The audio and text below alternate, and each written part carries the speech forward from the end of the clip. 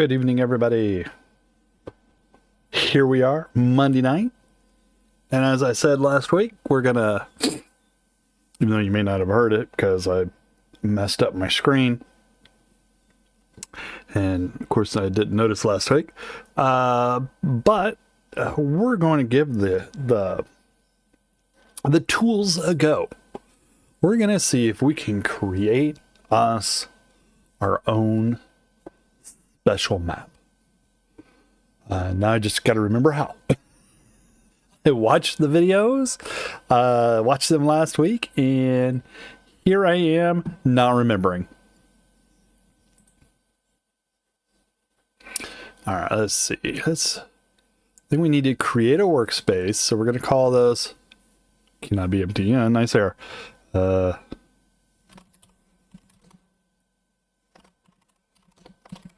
So we're going to make a planes. Oh, that thing finally shut off. I had the filament dryer running behind me, and it was having an extra special moment. All right, I don't think any of these are required right now.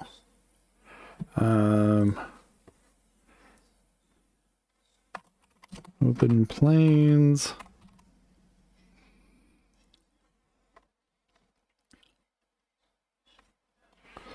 I'm not going to worry about a description at the moment. All right, let's see here. So, all right, I got to remember how this works. So, actually, I could just break open the, because we're going to do it in, just in the basic jungle map. This does not look like what I was expecting. So let's go ahead over here.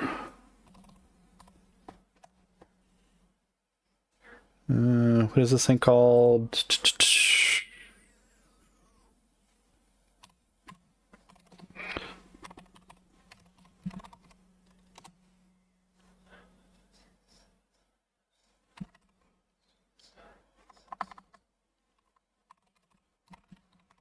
Workspace. All right, let's see here. All right, level, let's go part 1. Hello and welcome to this new video series, in which we are going to show you the basics of working with the Riftbreaker editors. These are, in fact, the same tools that we used to create the majority of the content of the game. All the maps, missions, campaign, research trees, loot tables, everything has been created using the same suite of tools that is in your hands right now. Let's start by locating the tools on your hard drive. If you are a Steam user, download the tools packet from the tools section of your Steam library. To access the tools, you need to find the Riftbreaker folder in your Steam library. In my case, it was the default location: C, Program Files, Steam Apps, the workspace Common, open. then the Riftbreaker folder. Your Steam library might be located in an entirely different place, so here is an alternative method on how to find it. Open the Steam client and go to your library. Find the Riftbreaker in your games list, right-click on it and select Properties from the drop-down menu. Select the Local Files tab and then click Browse. This should take you directly to the Riftbreaker location on your hard drive. All the Riftbreaker editors are located in the folder called Tools. The first tool we are going to take a look at is the Workspace Editor. It is a very useful program that will help you navigate the virtual file system of our game, copy and modify the files that you need, and then store your mods. Let's launch the program using the Workspace Editor winrelease.exe file. Once you open the Workspace Editor, you will see that its main window is subdivided into 2 sections. On the left, you will see the entire virtual file structure of our game. Usually, these files are stored in zip archives for quicker access by the game's engine. To make modding a little bit easier for you, the Workspace Editor shows you all the files from all the packs in one place. This makes it easier for you to find the right file for your mod in the game's file structure. In order to start working on a new mod, we need to create its own workspace. By creating a new workspace, you automatically create the entire file and folder structure that your mod will use later on. Let's create a new workspace now and name it test_workspace. Once you hit the Set as Active button, all the other editors will be forced to save their files into the workspace that you chose. When we do so, the Workspace Editor will create the folder Mods and then the subfolder Test Workspace in the root folder of the Riftbreaker. We can now copy any file from the original game and put it into our test workspace. When you add a copy of a file to your new workspace, So, okay. Ours didn't do that. I don't think. Nope.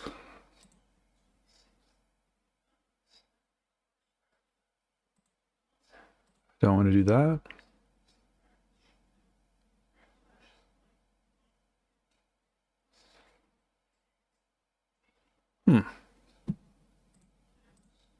Okay, that must just be this space here. I'm assuming. Okay. I think this was published, what? How many? It was published 3 years ago, so I think it's probably changed a little bit. The entire folder structure for that file. In this case, copying the base_lamp.ent file also made the folder's entities, buildings, and decorations in our test workspace. You can right-click all the files and directories in the workplace editor in order to view more options, like Open in Windows Explorer or Open in Editor.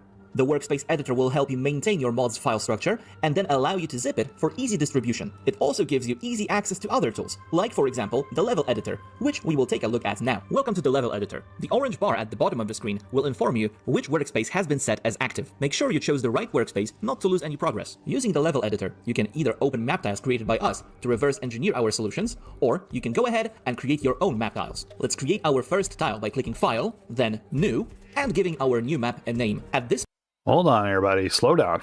File, then New. We're in the level editor already, right? Are we doing that already? Let's let it go a little longer and we'll see. At this point, you also need to decide which biome this map tile will belong to. This will affect... All right, let's start over. Yes. All right, so we're going to do... All right, so we're going to do a new workspace. We're going to call this... Let's go back, do it anyway.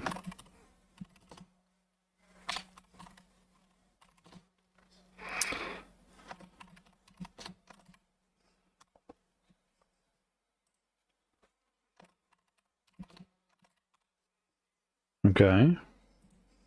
So it did that, so it created it, and we're going to hit activate to activate it. And now it said if we go in here and we do anything, right? If we go in here and we say...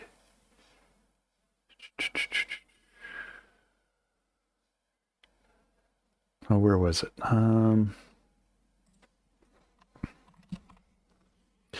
Ooh.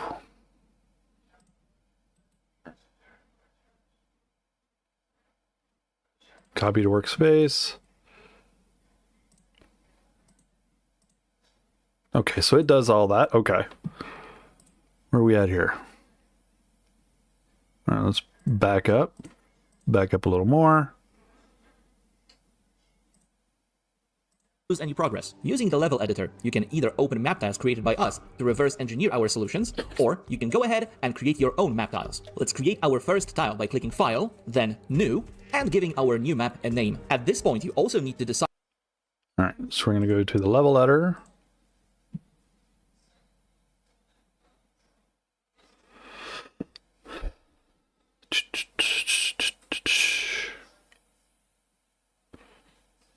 Okay, is this it right here? This is it right here. Okay.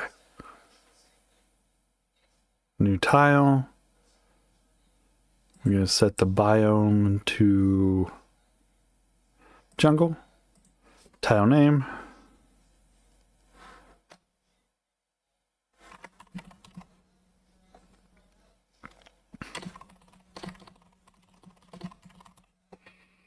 Okay. Oh, there it goes. Woof, I was scared there for a second. Look at the size of that sucker. All right, so that's that. I think it said, no. No. Alt.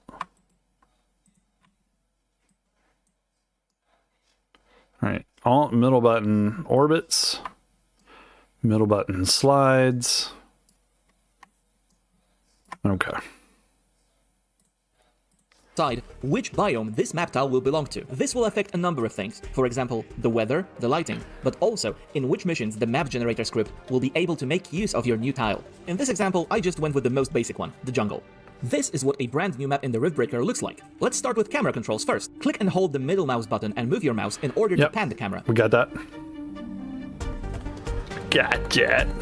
Click and hold the middle mouse button and the left Alt key on your keyboard, then use your mouse to rotate the camera. Okay, done. We did that too. Scroll up and down using your mouse wheel in order to zoom in or out. Yep, on it. The default camera setting in the level editor is called the perspective camera. It allows you to take a look at the scene you are working on from any angle and any zoom level. With full control over the camera position, it will be easier for you to work the little details into your levels. In order to see what the level would actually look like in the game, you can switch the camera setting from perspective to game camera. The option for doing so is located in the top. So the G locks in your perspective. Okay, and perspective. P switches it back to perspective, I assume. Yeah. Left corner of the viewport. You can click the letter G icon in order to switch to game camera. This is a fixed camera view that you can only pan. You cannot rotate it or zoom it out. However, it accurately shows you what the scene would look like in the game itself. You can switch between the game and perspective cameras by pressing their hotkeys, G and P on your keyboard respectively. Next, we will learn how to interact with entities in the level editor. Let's choose the Select Entity mode by pressing Q in the top left corner of the screen or pressing Q on your keyboard. In this mode, you can select entities and perform some basic operations on them. Right-clicking an entity will open up a context menu that will give... So this one does not have that feature anymore, right?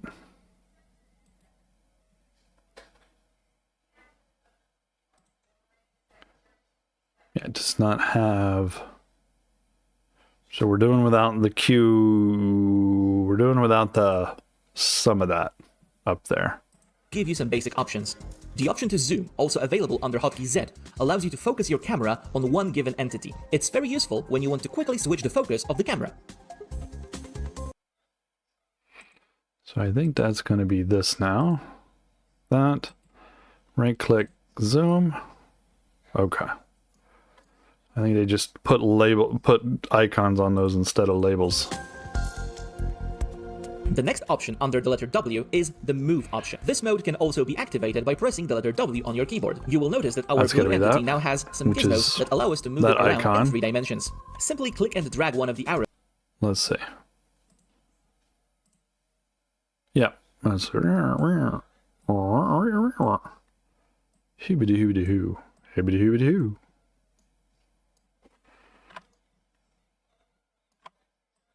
Doink. Put them in the ground.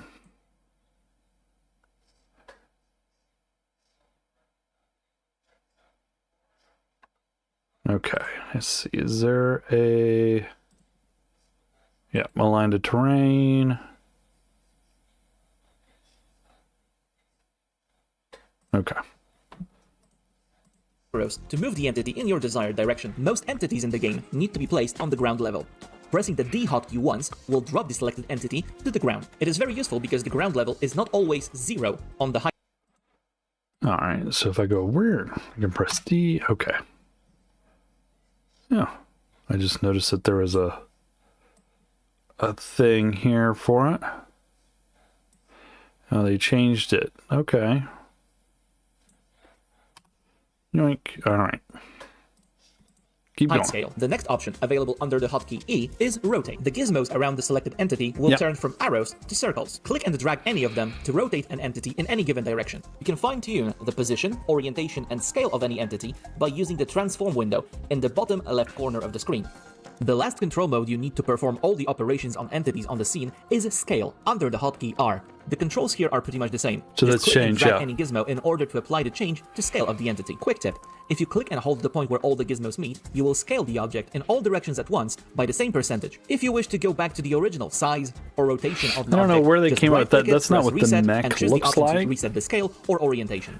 It looks more like a... Let's go back to the select mode. Like a Mad Cat from Battletech. Some well-known shortcuts also work in our level editor. For example, you can click and drag in order to select multiple entities at once. You can also copy and paste entities by using the context menu or pressing Ctrl-C and Ctrl-V. The Ctrl-V shortcut pastes the entity at the exact point where the mouse pointer detects the collision with the ground. It is not possible to paste something outside the playable area.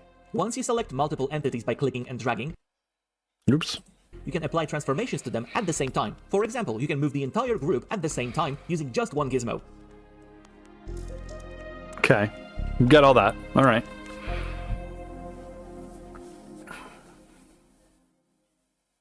It's also worth noting that you can click an entity and then press Ctrl-A in order to select all the entities from the same type. Let's get rid of the excess entities and leave just one in order to present this next feature.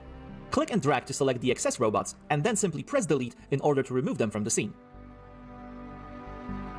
A highly useful feature that you can access by using the movement mode is cloning. Select an entity, then press Shift on your keyboard and drag the entity in any direction. You will get a pop-up asking how many times you want to copy that entity. Type in the desired number and... So if I go there and I hold Shift and go whoop doop, and we'll do 10 of them. Yeah, interesting. Okay, I gotcha. And then we select all of them and hit delete. Boom, brings us back to 1. All right. see that the entity will copy itself several times, and all the instances will be separated by the exact same distance. You can also clone several entities at once. Simply select them through a click and drag, then move them all at the same time using the Shift key. With all this knowledge, you should be able to manipulate entities easily in the Riftbreaker level editor. Remember to save your work often by using the Save option in the File menu, or by pressing Shift and drag is After you are the done clone. working in the level editor, you will see that the tile you have just created has appeared in the Workspace editor. The Workspace editor has created all the files for you. It has taken care of the biome and the mission files as well. In the next episode, we will place some real props on our level and add some textures. See you then. All right, part 2. Welcome to the second video in our tutorial series about the level editor for the Riftbreaker. In this part, we will tell you how to add props to the scene and how to apply textures to the ground. For both of these operations, we are going to need the tools available to us on the left-hand side of the window. They allow us to control the scene, the prefabs, the terrain, and the biome settings. We are going to take a look at each of these tabs individually. The first one is the Scene tab. When you first open it, you are going to see pretty much the same file structure as in the Workspace editor.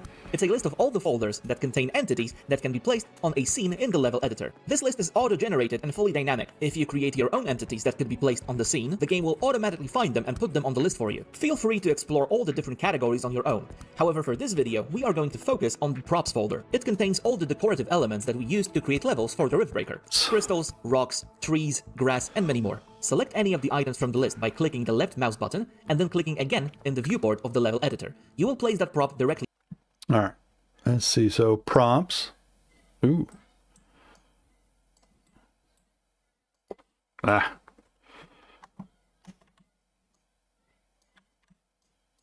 Oh my goodness. Sometimes when you're holding the Windows key, huh? All right, so props.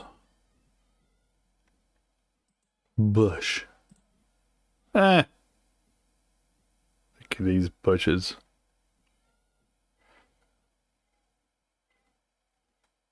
The hell does that even look like? Oh, I guess that is a bush, huh?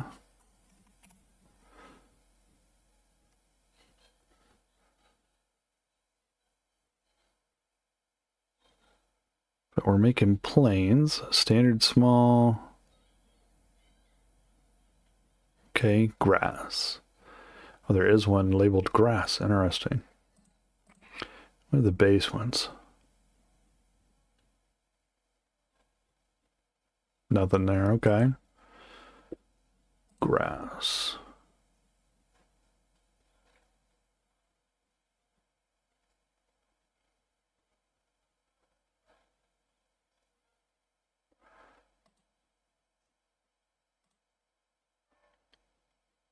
Ah, all right.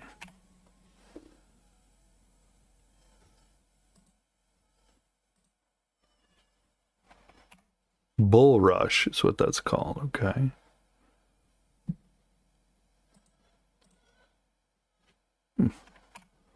Drumsticks.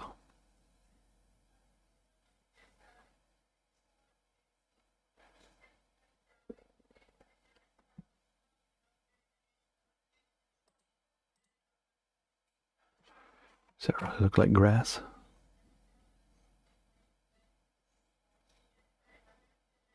Metallic spiky. Prairie. Oh, look at that. They even got some out here for just labeled prairie.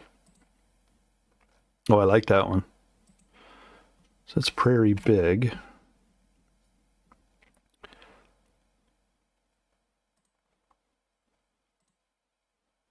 Very medium, okay.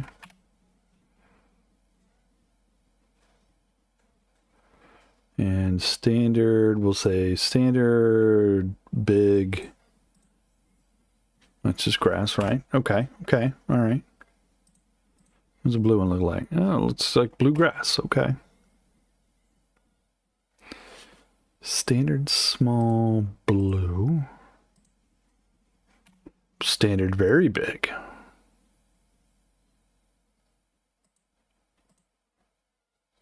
I mean, I don't think that's that big. I mean, I thought, okay, all right, all right.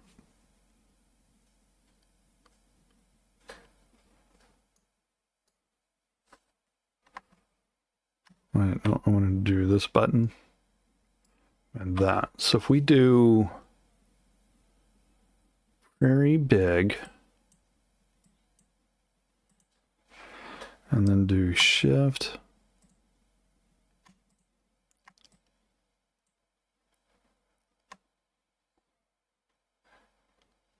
I don't think it's going to do anything. Oh, it did do some. Okay.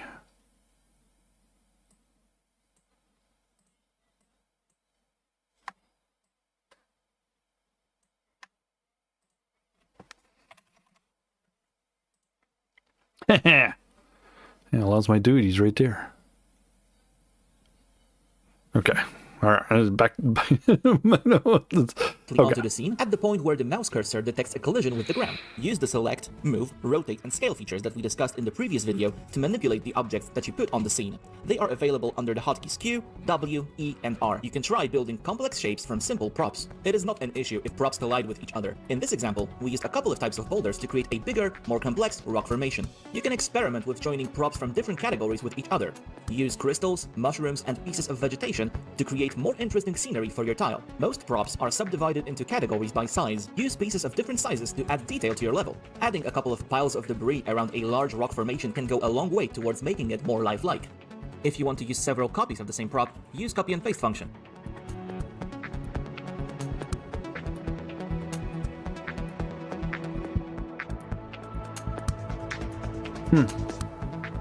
See, that's somebody that's done this a million Props that you times. place on the scene this way will not undergo Can any just kind of throw randomization. those Thanks to down. this, you can set up the basic geometry for your tile. If you want the tile to feel a little more claustrophobic, then of course add more props. But if you intend your players to build your base on your new tile, then make sure they have enough open space to do so. The only limit when it comes to prop placement is your creativity. Experiment with different setups, scales, rotations. You might find some pretty interesting combinations of props. Remember that using larger props affects the player and creature's movement.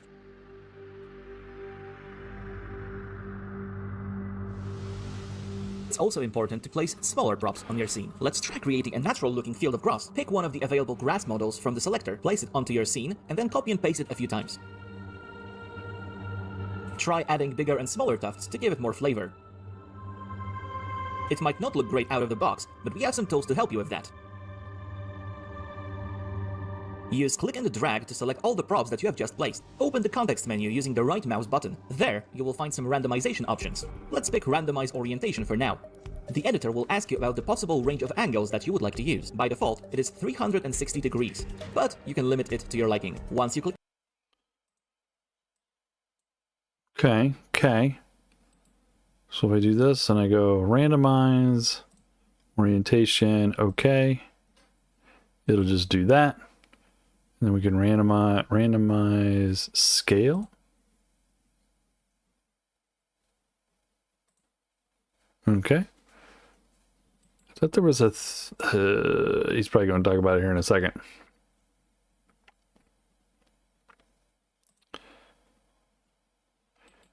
If there's a... randomize... percentage of selected. So if we do, say, 10%, it's almost 11. And then so it randomly selects some. Well, that's interesting. Okay.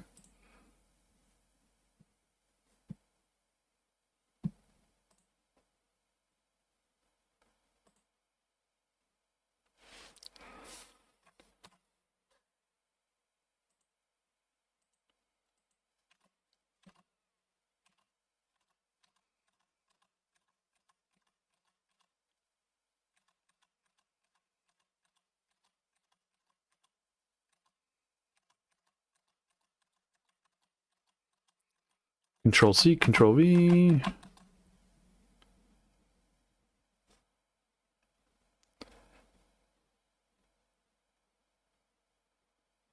Okay. All right. Overgrown field. Click OK, the editor will apply a random degree of rotation to all the selected objects. You can try it a few times until you get the result that you're satisfied with. We can then copy our little lawn to other areas of the map. You can either use the copy and paste function, or you can select all the entities and clone them using Shift and Move function.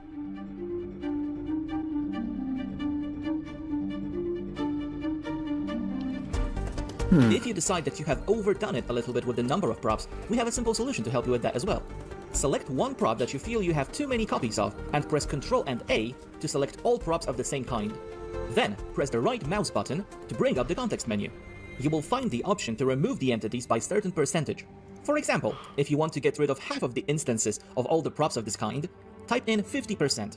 If you want to thin out your fields just a little, then type in 10% or any other value that would satisfy you. The editor will randomly select the exact percentage of props that you have chosen, and then remove them. Now that we have added some basic props to our level, let's talk about the terrain options. The terrain menu is available on the left-hand side of the... Okay, so let's see here. So, standard route? What does that even look like? Can I? No, I can't. Okay.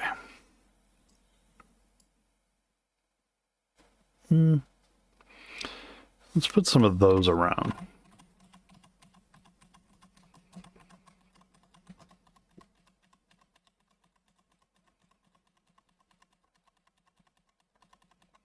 Okay.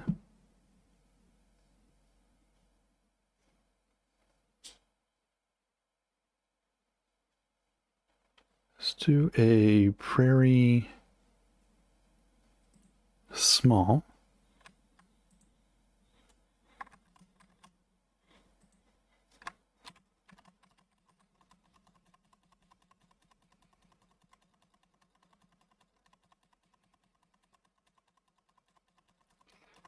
We're prairie schmalling making things up here.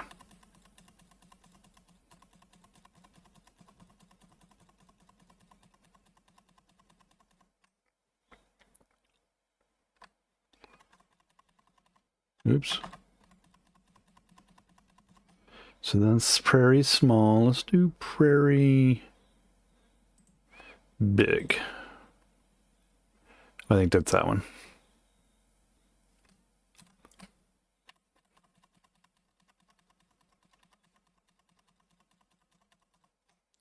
Okay. Then we'll do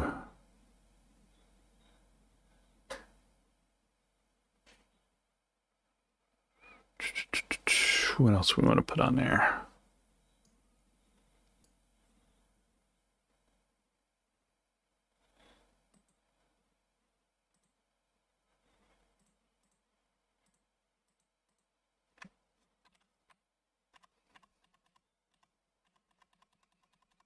That looks like the same.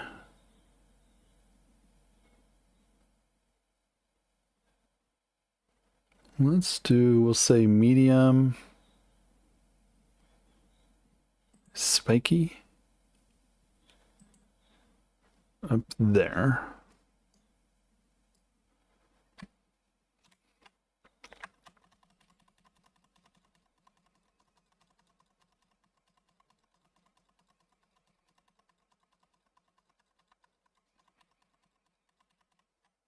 Okay.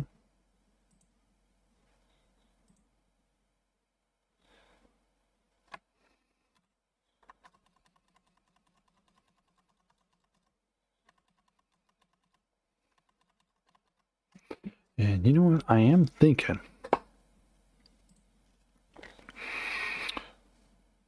Drumsticks, it's funny. Let's go here. Granite mossy.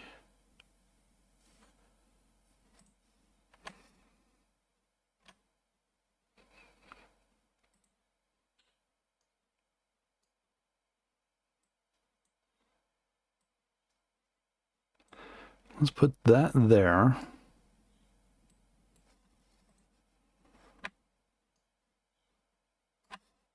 Granite mossy.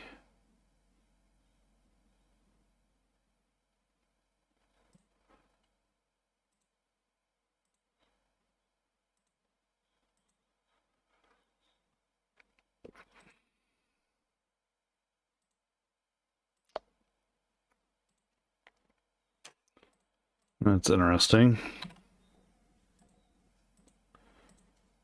Okay. Okay. All right. Well, let's see. Let's try it again. Granite, mossy. Let's try it again here.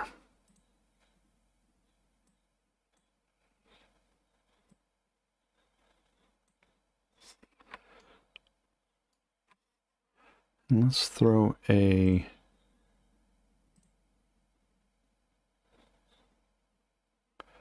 Let's throw a medium one, right? There. Oh! Oh, medium one just eats it all up. No.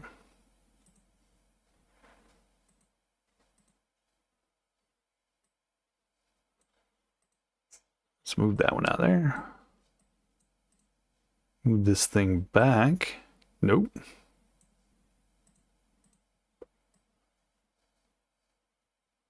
All right, there we go. And then let's do just some debris. Boink. Boink.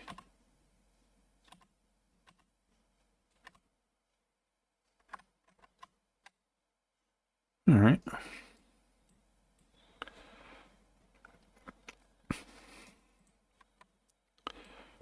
I gotta get the handle on the movement stuff here. What's up, doggy? So we get us a rock in the corner. We got some spikies going on over there. A little like field of some sort here. Let's do... I mean, we're doing a plain. I mean, I grew up in part of the country that's was lots of plains, so it was not unusual to have rocks and, you know, a tree here and there, but not always. So let's see.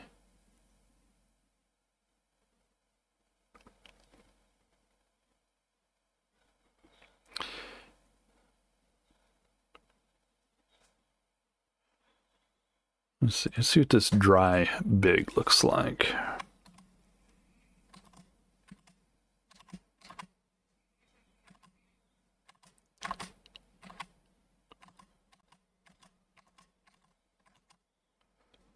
We'll put terrain over there.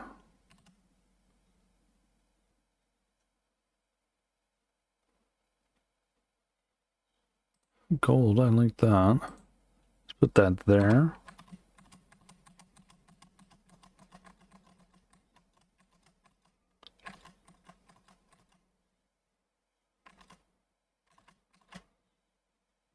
Some of that out that way.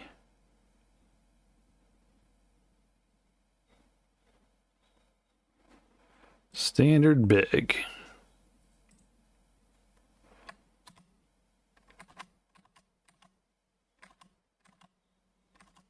So I'm thinking over here in this corner, we'll make that, we'll put in the terrain coloring.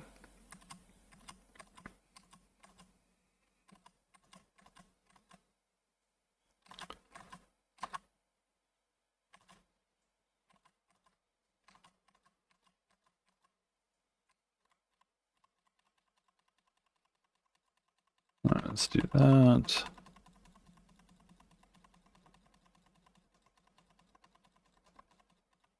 Okay. All right, I'm thinking a tree.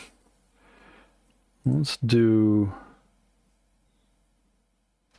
Those are logs. I want an actual tree. Just dry trees. Okay, let's see. What about regular trees?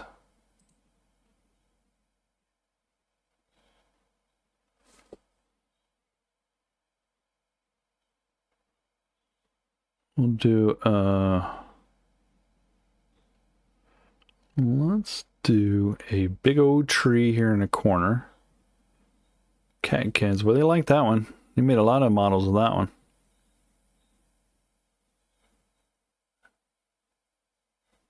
That's a lot of trees. Drexolian. I like the palm tree. Let's do one of those.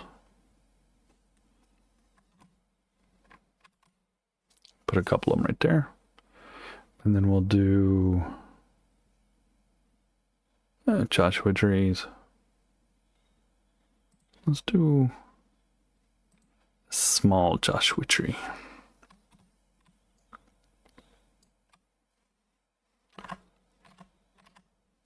Like that. Leaky. Okay.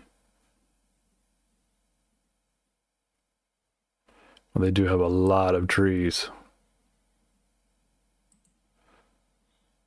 Bonk.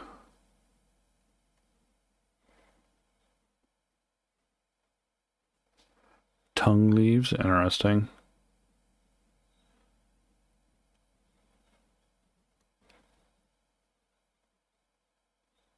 They put that one on, it went all crickety on me. I like that one. This is our tree section over here.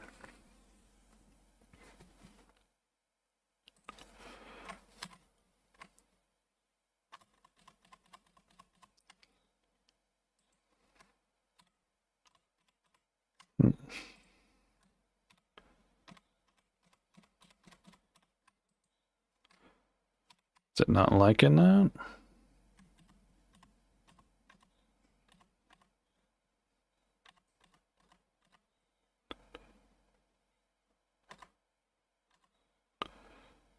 Okay.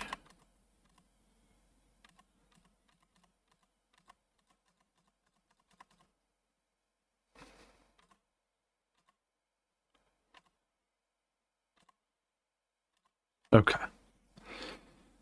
All right, let's see. Where are we at? Okay. The level editor window. It allows you to control the shape of the terrain as well as the textures. There are a couple of modes available in the terrain tool, so let's go over them one by one. The height mode allows you to elevate or lower the ground. Click and hold the left mouse button to raise. So we're on, where is he at? He is on...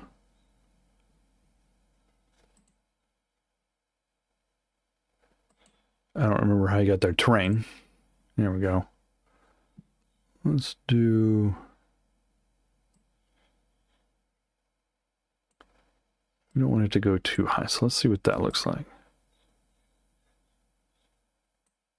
Well, it's not much, not making much of a difference. No. No.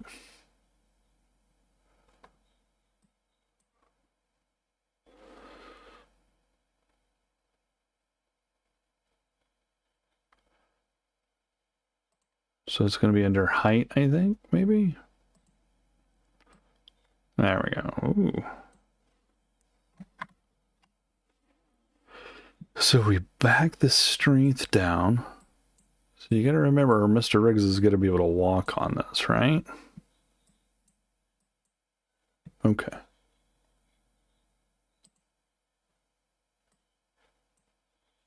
No. So I wonder how...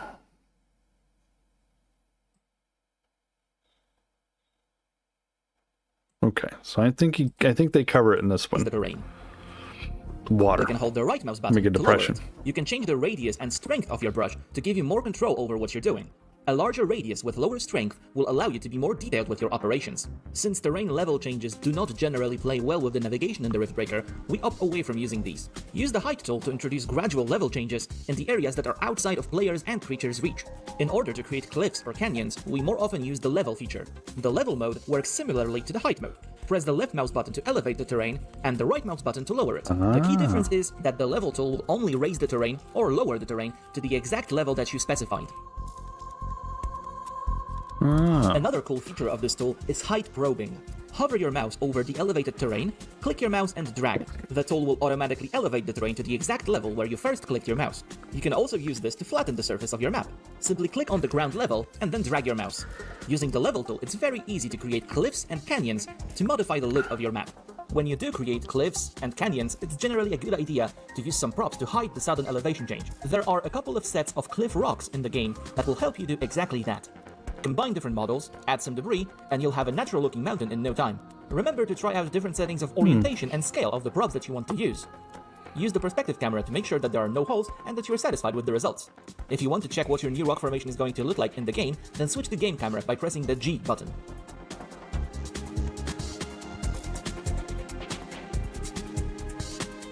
Now it is time to talk about textures. When we first created this tile, we had to choose the biome. The choice of the biome is very important because it will affect the range of textures available for us to use. As you probably have noticed by now, the ground of this level is covered by this gray and green checkerboard. This is what we call a texture mask. This mask tells the level editor which area it should cover with the base texture of the biome. Each biome has 3 base textures. You can see them in the blend mode of the terrain tool. For simplicity's sake, we will just call them green, purple, and red for now. You can paint with these texture masks on any part of the terrain you are currently editing. Remember to use your radius and strength settings to make changes between textures more gradual. What is important to note here is that if you are using a texture mask, you are not applying any particular texture to your level. You are only signifying which area the game should cover with a texture during the randomization process. The green, orange, and purple masks all have different sets of textures that the game will be able to choose from during randomization. You can check the pool of available textures by clicking the little arrow key next to a texture mask. That will present to you the list of available materials for that particular mask. You can preview any of them. However, you must remember that this texture will probably change during the randomization process. It's a good idea to use different texture masks to make some areas of your map stand out a little bit more. You can, for example, touch up the areas underneath the grass fields or rocks by using a different texture.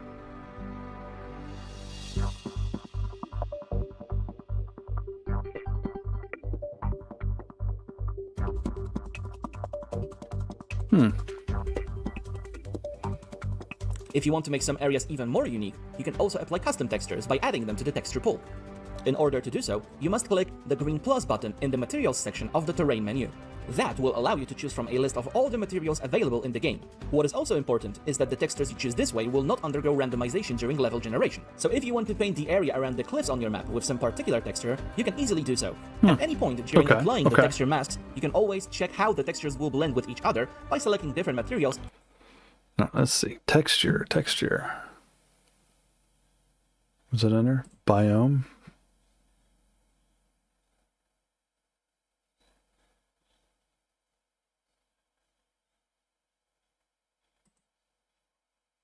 Oh. Okay.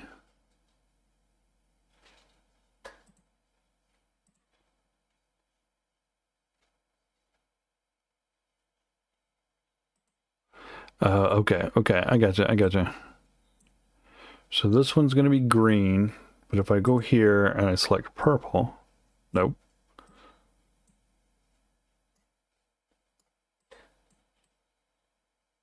No, I can't. Okay.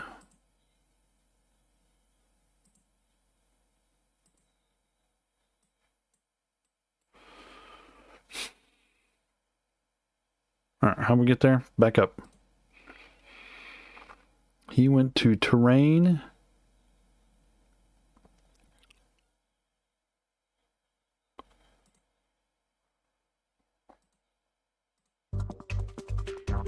Ground of this level is covered by this gray and green checkerboard. This is what we call a texture mask. This mask tells the level editor which area it should cover with the base texture of the biome. Each biome has 3 base textures. You can see them in the blend. Okay, so he went to terrain, blend.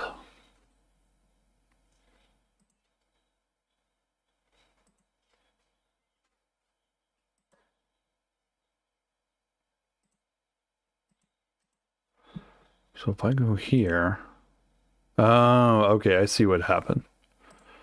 Okay, so if I go green, and then I say that one, and then I go back over here, it's going to do everything green. This, I just want this, like this area right here to be that, right? Right. Okay, so that means I don't know. Okay, let's see. Let's do. Were there any of them in here? And the no, it's sticks and rocks, roots and weird shit. And let's do. We could do that. Let's do that one, purple.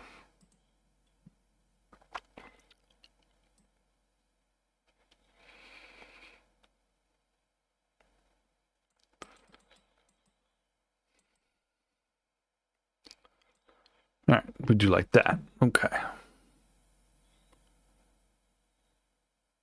Why is it giving me the icon there? Maybe it doesn't like it. That's fine. It cannot like it.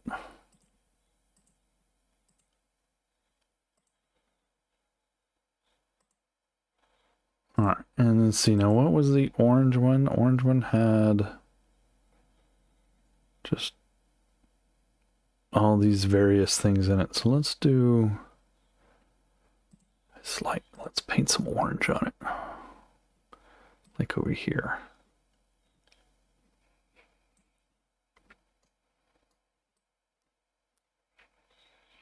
Yeah, it won't let you go off the edge of the map. Okay. And then if we do... Now what happens if I go back to that? It's just going to reset that. Okay. Let it randomize it. Why not, right?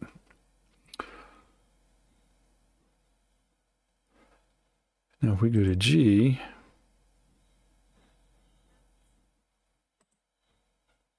or P. Let's go back to P.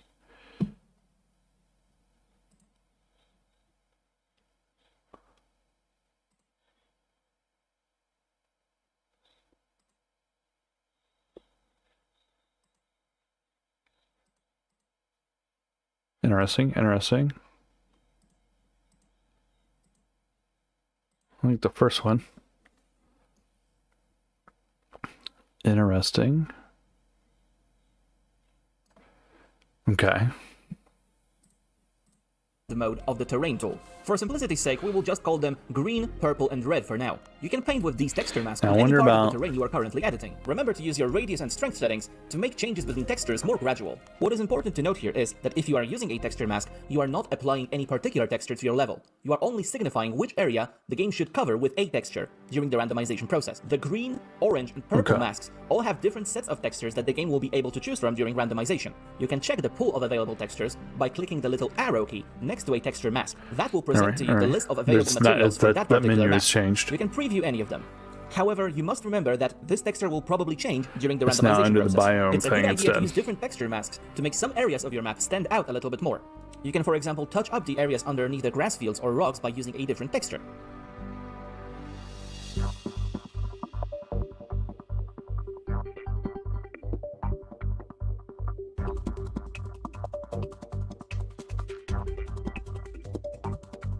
If you want to make some areas even more unique, you can also apply custom textures by adding them to the texture pool. In order to do so, you must click the green plus button in the materials section of the terrain menu. That will allow you to choose from a list of all the materials available in the game. What is also important is that the textures you choose this way will not undergo randomization during level generation. So if you want to paint the area around the cliffs on your map with some particular texture, you can easily do so. At any point during applying the texture masks, you can always check how the textures will blend with each other by selecting different materials for different masks.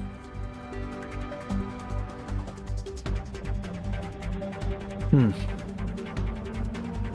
the next part of this video series, we are going to show you what kind of logic entities you need to place on your map. We will decide on player and creature spawn points.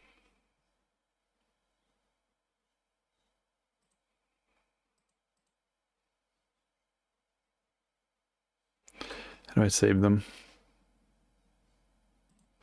Save.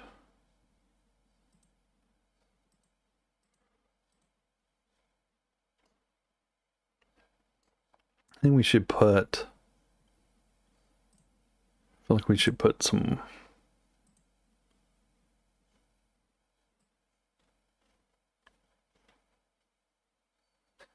some orange out like this. And we'll do a little purplish over this way. Okay. Points, the resources, and everything else. Resources. If you have any questions, feel free to ask them in the comment section of this video. See you in the next episode. Resources, okay. See, I watched all these videos, but I don't remember them. Part of our level editor tutorial series. In this part, we are going to add all the logic entities that are necessary for our map to function properly within the Riftbreaker. You probably have noticed the little blue robot model that has been present in all our videos so far. It's one of the most important logic entities in the game. It's called the spawn player point. This signifies one of the possible locations where the player's mech could spawn at the beginning of the game. It is a good idea to place a couple of these entities in different parts of the level. Also remember that the player's mech drops down from the sky at the beginning of the game. Place some destructible props underneath for that extra splash. Be careful not to place the player's spawn point inside a rock or any other indestructible. Alright, let's do that. Where's he at?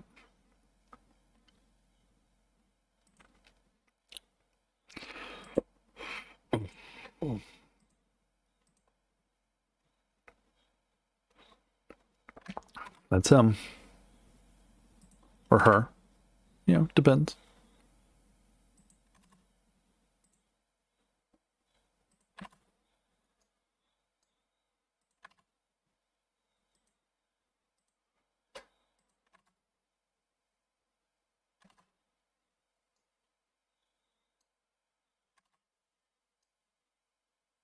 Okay, we did that.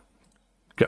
Prop. If you do so, and the game chooses that spawn point, you will not be able to move your character. Also remember to because it's still randomizing. The game is still doing randomizing all of this. To get off of it. Press the D hotkey with the player spawn point selected to make sure that it is dropped to the ground level. If you ever want to add more player spawn points, you can copy one of the existing ones, or select the blueprint for player spawn from the logic category in the blueprints section. Now it is time to add some enemy spawn points. Choose the spawn enemy blueprint and place it on your game tile. The general rule of thumb. So that is under the scene editor.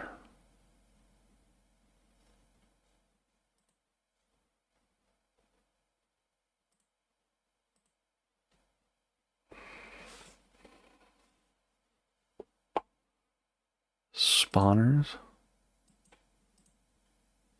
Treasure. Units.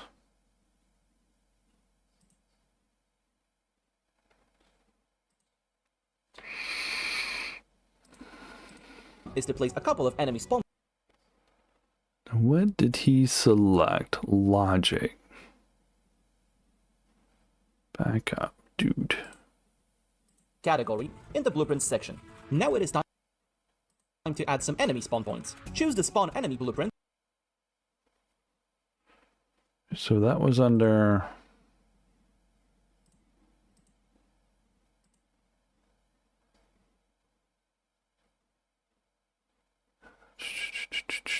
Logic. I think it was under logic. Spawn enemy. Doink.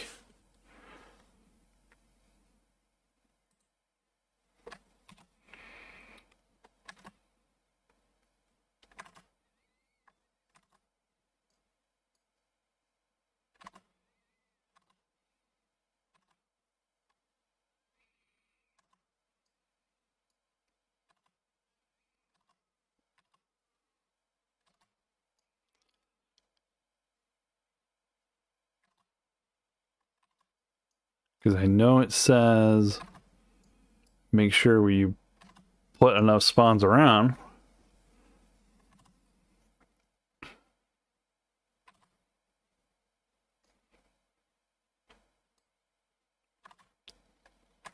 Okay. And place it on your game tile. The general rule of thumb is to place a couple of enemy spawn points on each edge of the map. Creatures that attack the player during the randomized attack waves will spawn from some of these spawn points. Just like the player spawn point, make sure not to place these entities inside other props. Also make sure that the creatures have some space to move freely.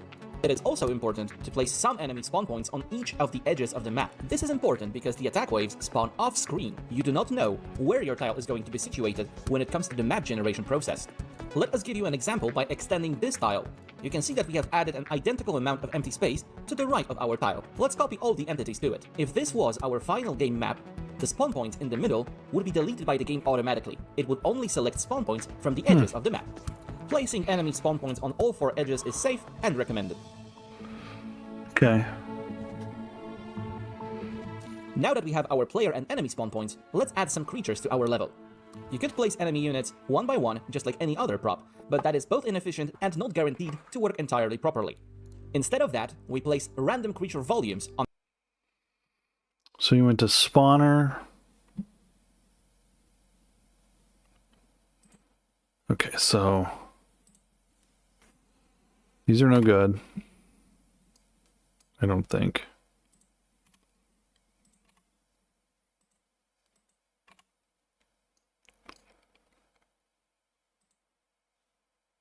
That's grass.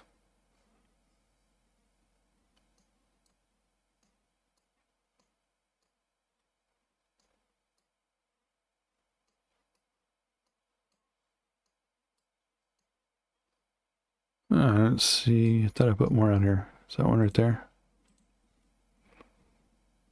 No, it's orange tile.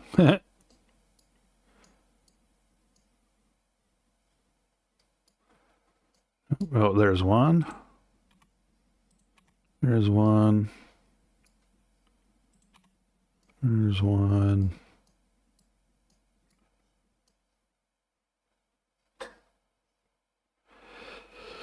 Because it basically said that you can't spawn them in the middle. It'll just delete them. But if we go to spawner,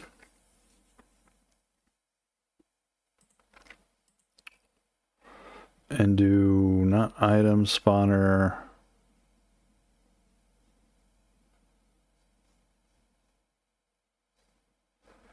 units, I think. Is it under units? Units.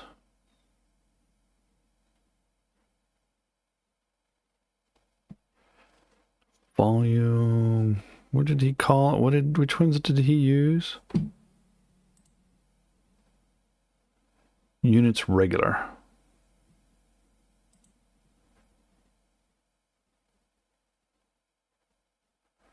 Okay. What menu is he under?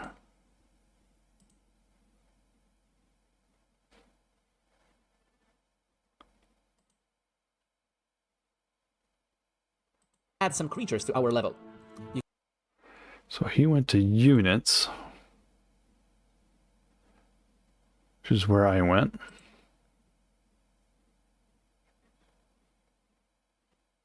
Regular unit spawner. Okay. Bunk.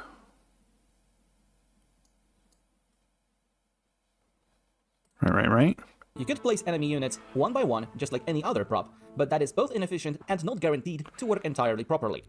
Instead of that, we place random creature volumes on our maps. You can find the blueprints for those volumes in the Units Spawners section of the menu. Placing the unit's regular spawner gives the map generator a place where it could potentially spawn some units. The rules for that are specified in the mission script, which we will go over in one of the next episodes. The size of this volume regulates what kind of area the units will be able to populate. It is also a good idea to place these volumes on the ground level and outside of any props. Add several units' regular volumes to your level in various shapes and sizes. Okay. Going by the same set of rules, you can also place volumes that will spawn neutral creatures.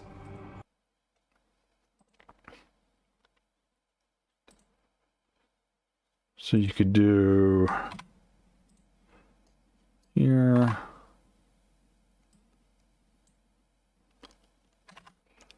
Here. But then you can also make them smaller, right? Scale.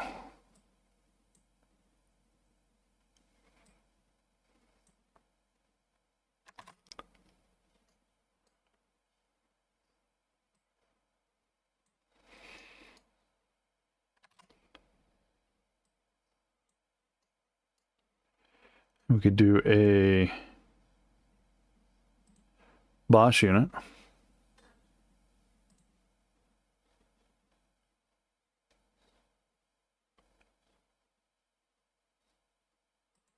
special units.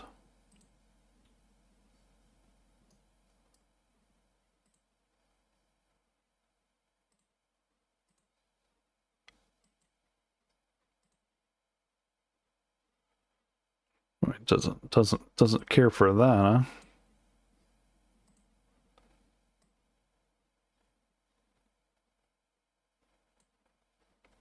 And we'll just do regular units. Yeah.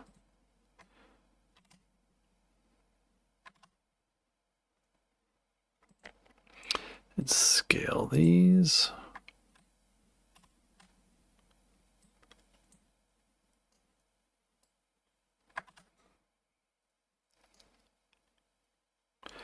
Let's put another boss out there. Okay, all right.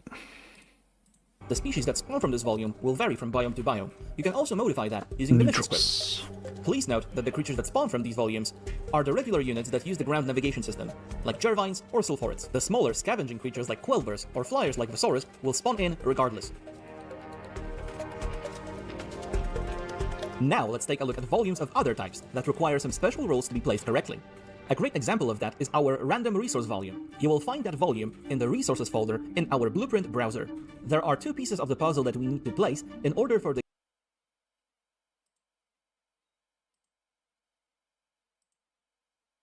So let's see. Let's turn on some terrain.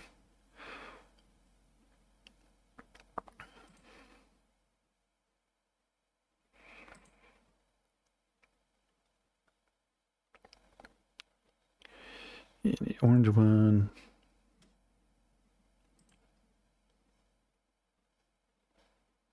Do like that. Okay.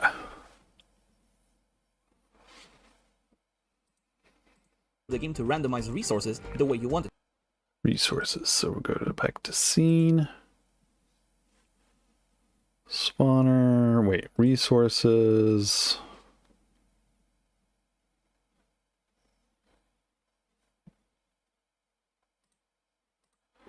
Yeah, this one. The first piece is the volume random resource blueprint. This volume will tell the game in what area it can actually spawn the resources for you.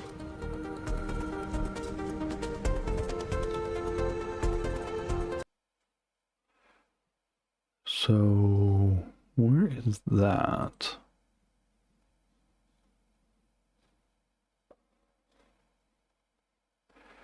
Random.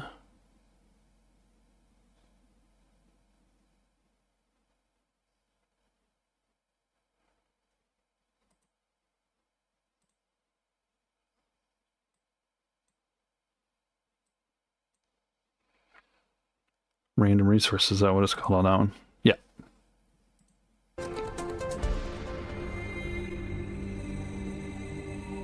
The other volume that we will need for this to work is the volume random placement blueprint. Once you put the volume random placement blueprint onto your map, you will notice that it highlights some of the grids underneath. These grids will be marked for the game to use during the randomization process. It's a good idea to use a couple of smaller random placement volumes, as it gives you more granular control over the shape of the resource node you are creating. Stitch a couple of them together to your desired shape. Remember that changing their size and rotation will affect which grids are underneath. This might lead to some interesting shapes. What were these called?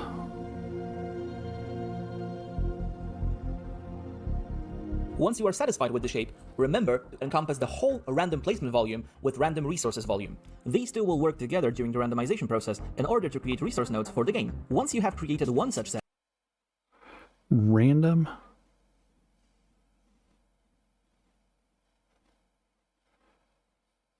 So let's see here. So there's resource. Where'd it go?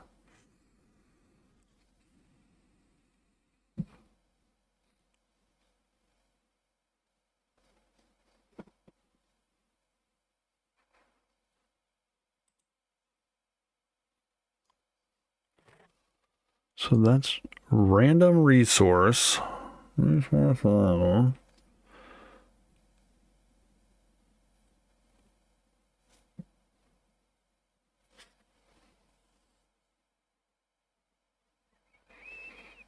Resource palladium sludge.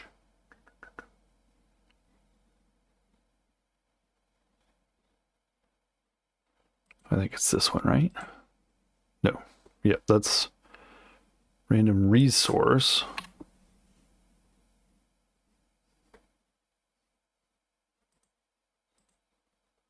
Okay.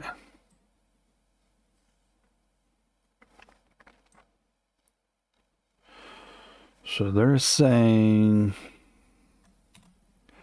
take that like that. Maybe not do all that.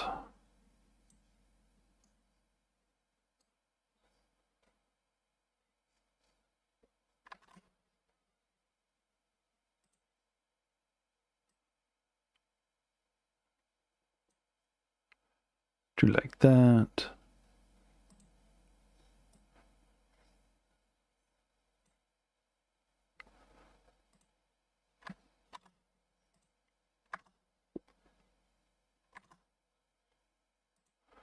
Then you take this. And you want to make sure it covers all of this.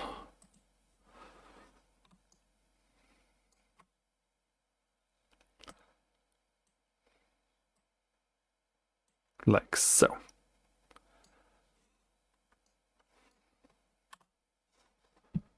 Right? Right. You can easily copy it, rotate it, and scale it in order to create other nodes in other places on your map.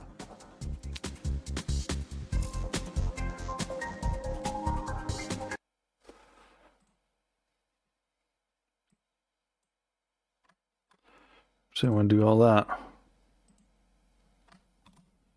So if I do that, it just does that. Oopsie. So is he moving? He's got the whole show here.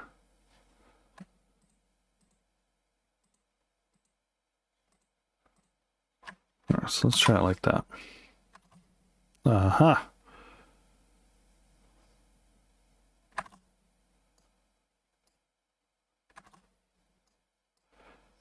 Let's place some around.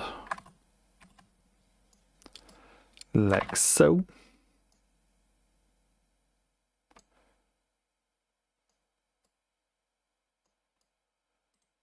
Let's find that one.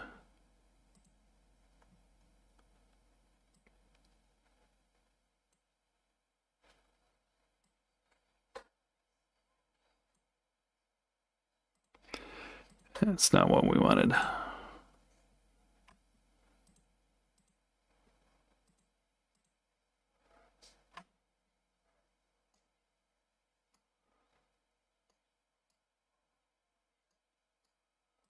All right, so it does not like doing all of this. Okay. So what if we do like that?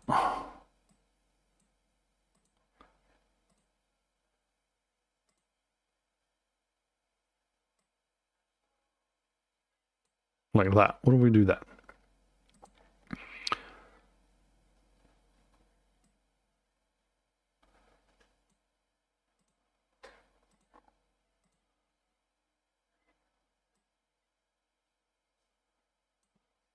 Okay. Okay. Okay. Let's go up here and look at this one. Now I'm wondering if we don't resize everything, we just do like that.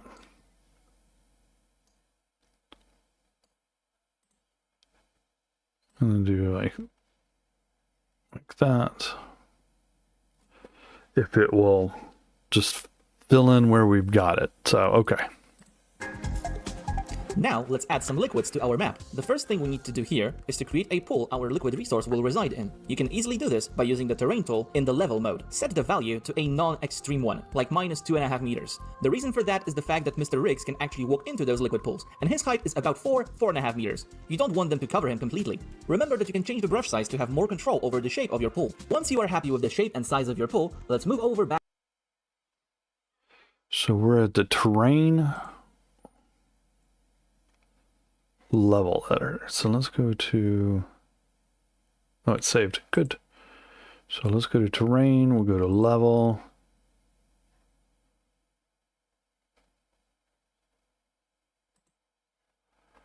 Used fixed height. Okay.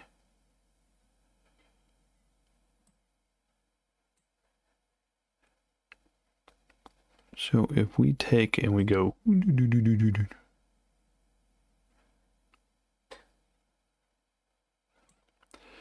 let's see, let's turn off. Let's go back here.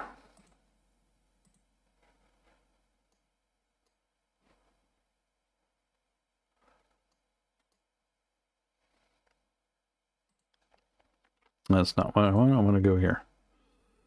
Level. It's hard to see.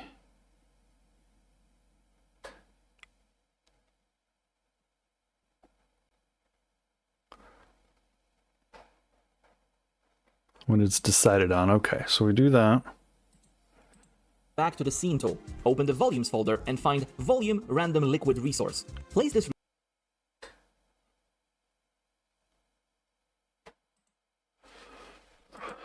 So we go to save, volume. We don't want to do a random liquid. Let's do resource, volume, resource, water.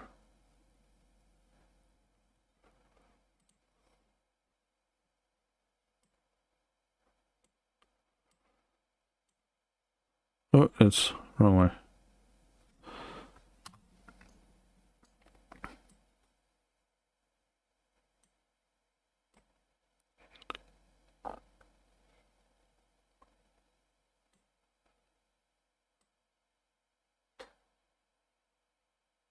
Okay.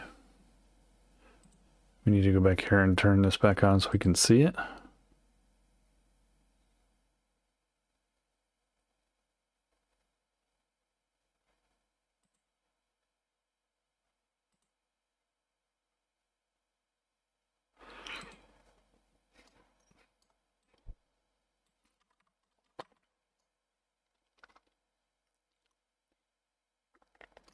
I think that's what we do, right? Resource directly into the pool and make sure that it encompasses the entirety of it. Remember that you will also need to lower it a bit. Ideally, it should be about half a meter lower than the edge of the pool. Oh. If you would like to better visualize what you are working on, you can replace the random liquid pool with something real, like sludge for example. Right-click the random liquid volume and replace it with sludge. If we left it this way, this pool would always be a sludge pool no matter what happened. That's completely okay if that is your plan. However, for us, a high degree of customization is very important. Now let's go back to the terrain tool in the smooth mode. Use the smooth tool in conjunction with the large brush. That was weird. Just a huge spike of weird thing going on here. It's this thing that's causing it. Level editor is doing it for some reason.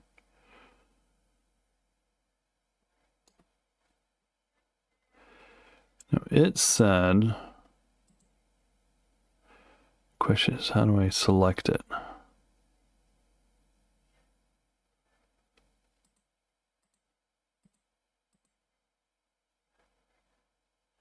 right, let's turn all this back off.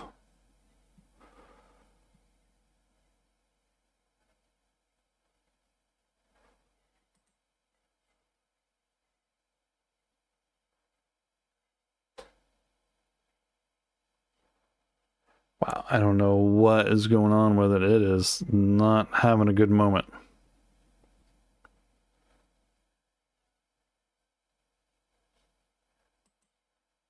It's got Crashville written all over it at the moment.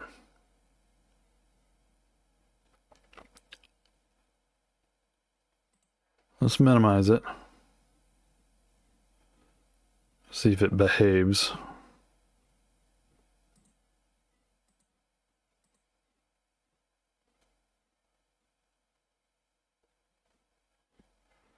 Let's go back to the select tool.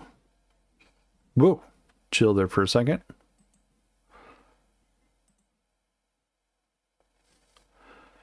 Well, it's not doing what I thought it was doing.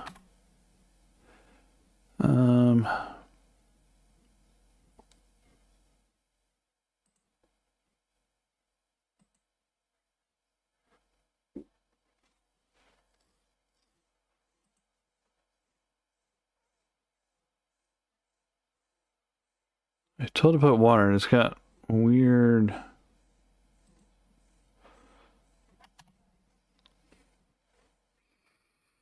Can I not select it?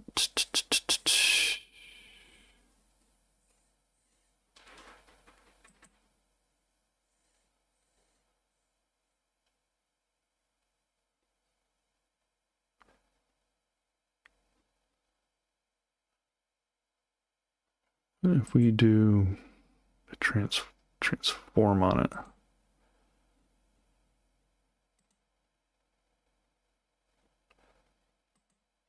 Something is stuck.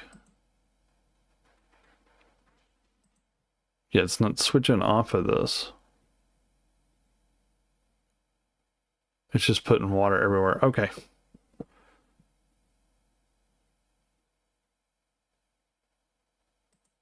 Undo, undo, undo, undo, undo.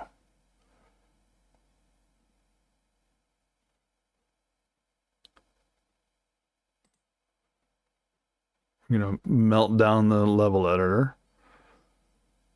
Ooh, the workspace editor's gone crazy too.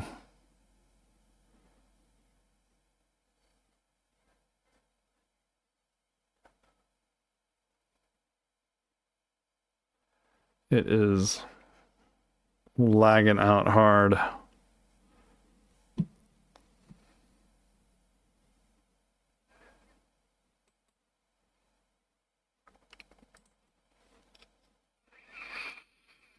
What has got it all tied up?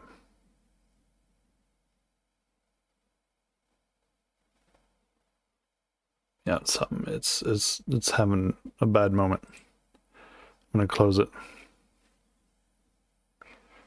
Ooh, is it not gonna close? I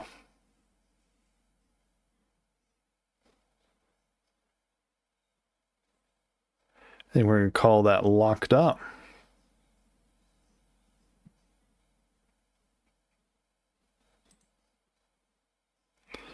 Because it did not react. When I hit close, it said, no, thank you. There it goes.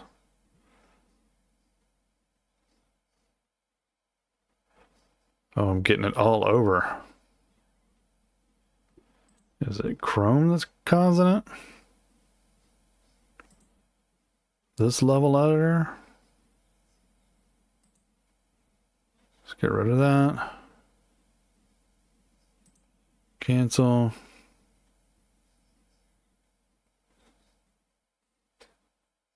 It's still bugging out a little.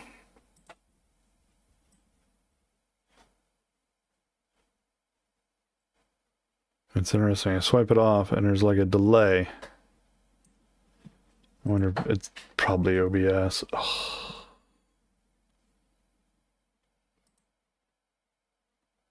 Let's do. I wonder if we can pause this for just a second. Let's do. All right, let's.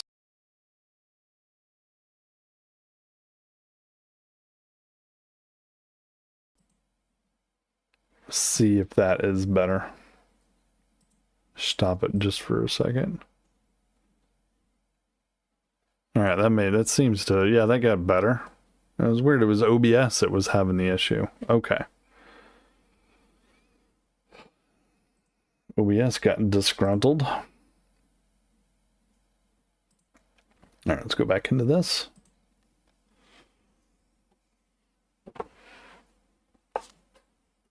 All right, so the water, OBS didn't like the water.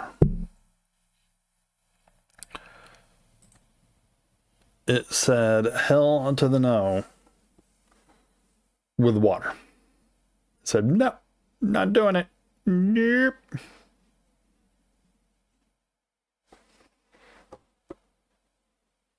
I thought I heard a dog come in here.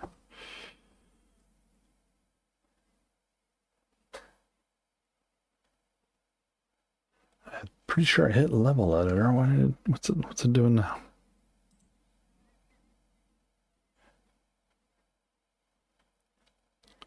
Oh, I wonder if it was the replay buffer that barfed up on it. So I did just turn that on today when I was changing my hotkeys. So I'm not hitting these keys every single time, and it's been, 2 hours streaming the starting screen.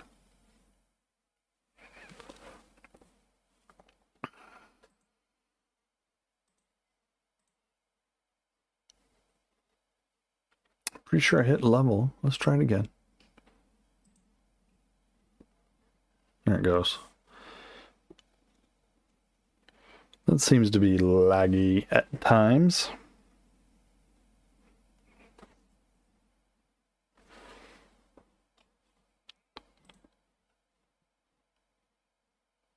Let's see.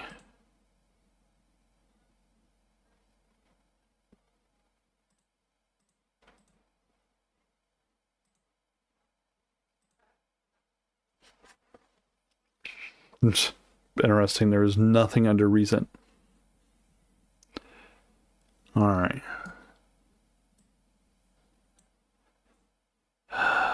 That's not what I wanted.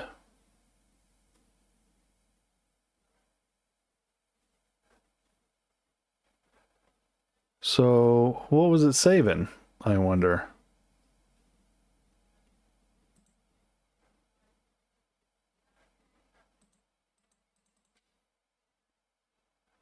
Yeah, minimize does not minimize, apparently. I won't be disgruntled with this if it did not save anything.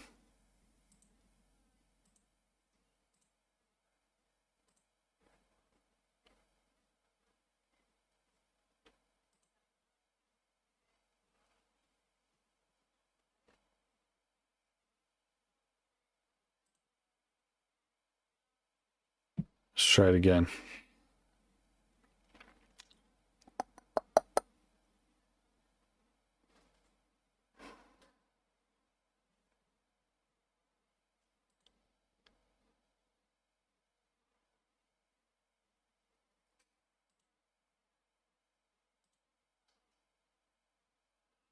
It's so weird.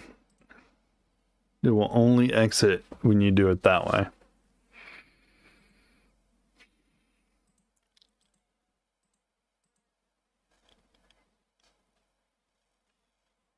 Now where?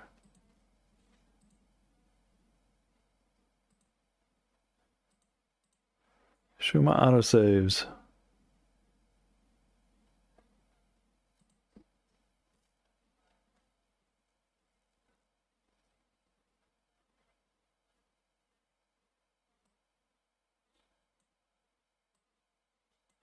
The water is still there.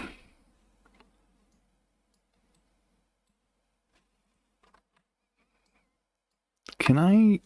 Does that? Let's see. Change layer. No.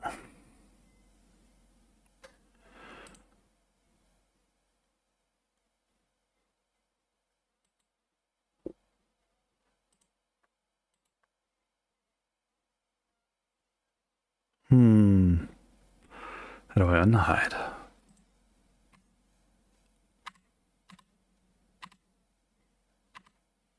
Nope.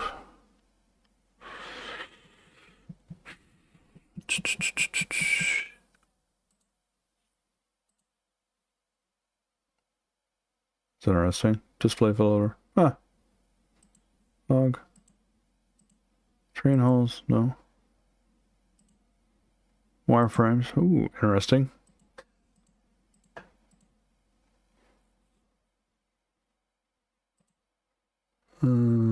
Props. Resources. Water. Entity. Okay, so that's hidden.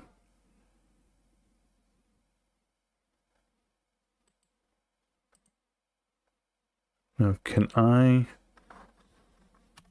delete it? I sure can. This is what I wanted. Display floater is our friend. Okay. So let's do volumes. It wasn't water. It wasn't volumes. It was spawner. Nope. Spawners.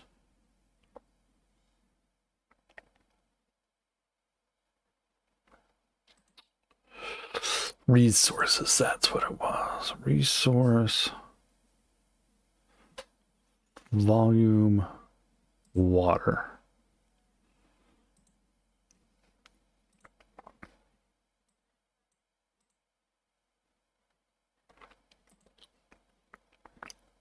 Now it said to set this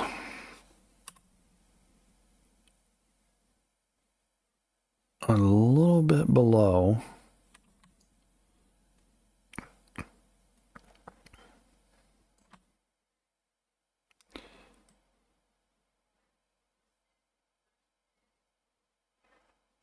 so they're calling that the y-axis now.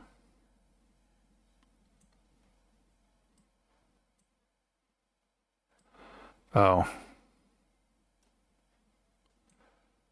Let's see. Let's move.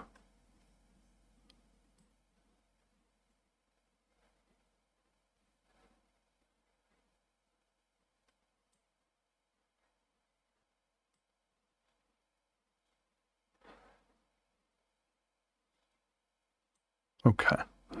Go there.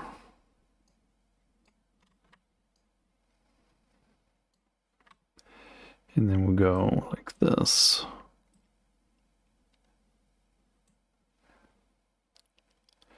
Let's move this that way.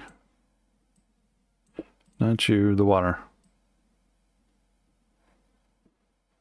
Okay. That. We don't need to be that big.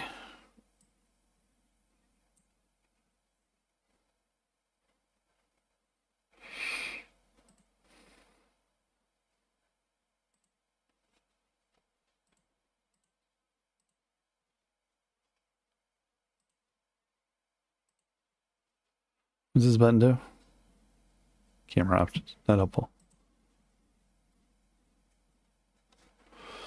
My water doesn't look anything like his water.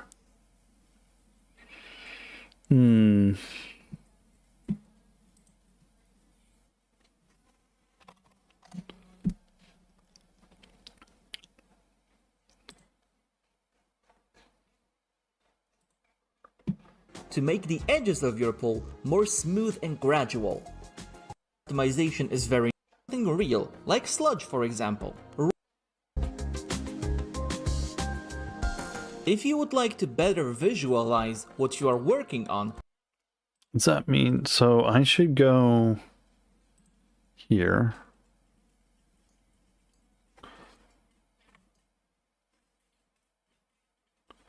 Oh, it's way up there. Why is it way up there? There we go.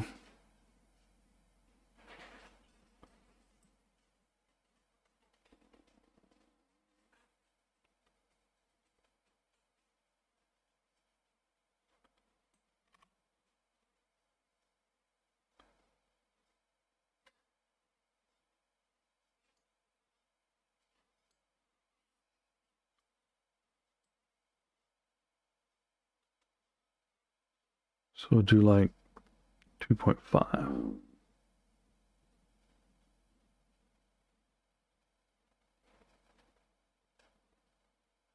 Do like that. Okay.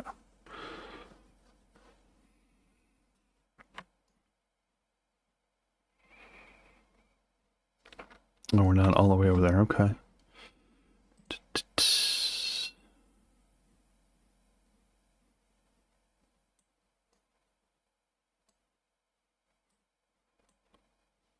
All right, good enough.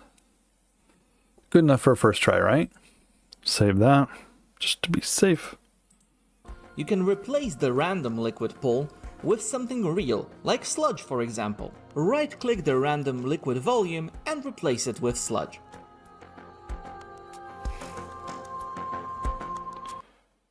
So if I wanted to see what this looked like, go right, replace. We could do sludge, let's do magma. Ooh. I don't think we want to leave it like that though, right? Right.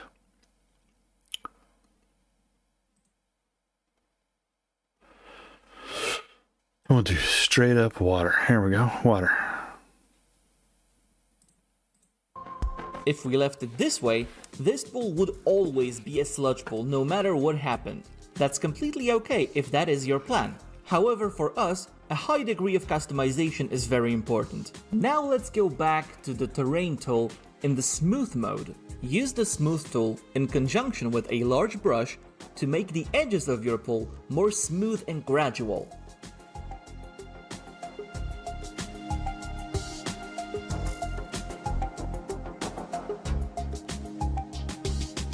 Somebody's getting paid to do this. And I bet you it gets tedious after a while. You're like, oh my god. After you are done smoothing out the edges, it's also a good idea to paint around the edges with some special kind of texture. Choose the blend mode of the terrain tool, add a new tile texture with the green plus button, and use a brush with a low strength to touch up the edges of your new pool.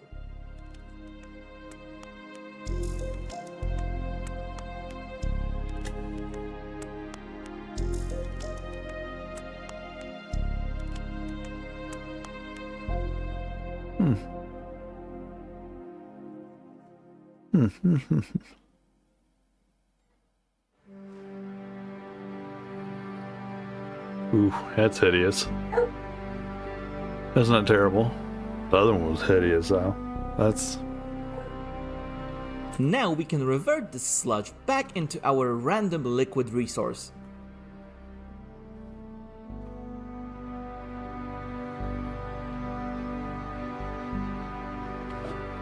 Now that our resource pool is ready, we can add some units on it. Some units in the Riftbreaker, like Hadroners for example, spawn directly on liquids. If you want this to happen on your map as well, then go to Units, Spawner and choose Units Liquid Spawner. Place the volume spawner directly on top of your liquid resource pool. That is all you need to do. Apart from units tied to liquid resources, we also have others that utilize the ground resources. Some examples of those units are Gnerots and Crocoons. You can spawn them in using the unit's resources spawner. Place them close to the random resources volumes that we have placed earlier. Now we've got all the logic entities our map needs. It might seem like a lot, however remember that not all of them will take part in the randomization process. In the next video, we are going to take a look at prefabs and how to use them to spice up your maps. Ooh, spice it. I don't know how that always ends up hooked on that. Spicy. What are prefabs? Welcome back to our tutorial series about the level editor for the Riftbreaker. In this episode, we are going to talk about prefabs. Using prefabs allows you to quickly fill up your level with props while keeping a high level of randomization. In our case, a prefab is a special handcrafted scene that is filled with various props by a designer. Their purpose is to fill the blank spaces of the map that you leave and mark to be masked by a prefab.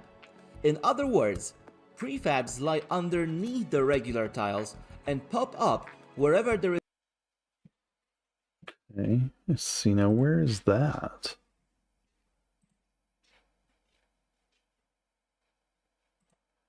It must be in this section here, prefabs.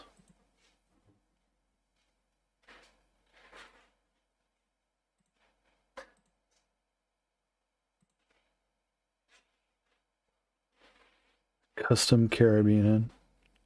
Caribbean.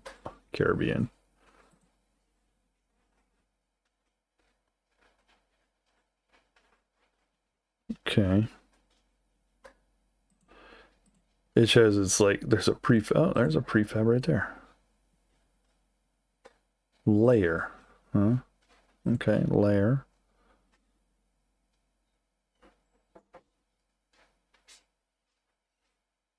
Field thin. How do we make that work? There is a window left for them to do so, filling the area with props in a randomized way without the need for any additional human input. You can choose which of the pre-made prefab scenes you can use on your map. Each prefab has its own mask, and you decide where you would like to use it. Props from the predefined scene will then fill the masked area. When the map is being generated, the positioning and orientation of the prefabs are chosen at random. Then, several copies of the prefab scenes are stitched together to lie underneath the entire area of the game world. This way, we can be sure that regardless of the area designated by you, the prefab mask will be able to fill the area marked by you with props. Slight differences in positioning, orientation, and prefab choice can drastically change the feeling of the tile. To start working with prefabs, select the Prefabs tool from the left-hand side menu. Using prefabs is very similar to using texture masks, which we covered in episode 2 of our series. The biome which you selected will affect which prefabs you are going to see.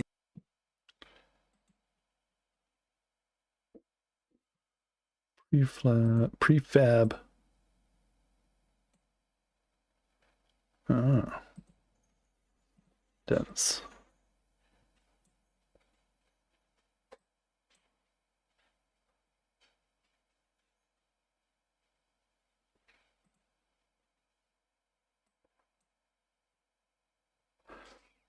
That's interesting. Okay.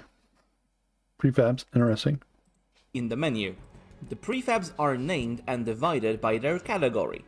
Blocking prefabs contain props that might block the navigation of units. The non-blocking prefabs contain only props that do not block the navigation of ground units, and you can safely place them anywhere on your level. You can use liquid prefabs to touch up the area around liquid pools. Once you've selected the prefab type that you want to use, the mouse cursor will turn into a brush. Click and drag on any area on the map to mark it for prefab use. You will see that the level editor will automatically populate the area with various props. You might have noticed that there is a number in square brackets next to each of the prefab's names. That number indicates how many variants of prefabs of that type are available for the level editor. What this means for you is that there are several separate scenes with various props that the game will be able to use on your map. You can check out how different types of prefabs look on your level by clicking the Refresh Prefab button at the top of the screen. Only one prefab can affect any given area at one time. For example, if you paint an area to be used by the blocking field's moderate prefab, and then paint over it with the non-blocking forest dense one, the non-blocking forest dense will override the mask that blocking field moderate would use. Even though it might be pretty tempting to paint over the entire area of the map with some of the prefabs, there are several rules you should remember. First of all, don't use blocking prefabs at points where there are player spawns or enemy spawns. If you do so, the randomization might cause the player or the enemies to spawn inside a prop that blocks navigation, rendering them unable to move. The second important thing is to leave the area open for random resources. Regardless of whether you are using a blocking or non-blocking prefab, you don't want your resources to be covered by any props. And the last thing is, leave some area open for the player to use for building up their base. You can check out what the individual tiles of prefabs look like if you right-click any of them and select the Edit option. Then, the level editor will show you what the entirety of the prefab is. You will be able to check out all the variants of the prefabs created by our designers. You can also edit and create your own prefabs to use in any of the biomes that you select. Using prefabs saves you a lot of work when it comes to filling the level with props. It also adds another layer of randomization to your maps. We hope you will find this feature highly useful. In the next episode, we are going to talk about the display floater and some advanced options that will help you navigate your own maps. See you then!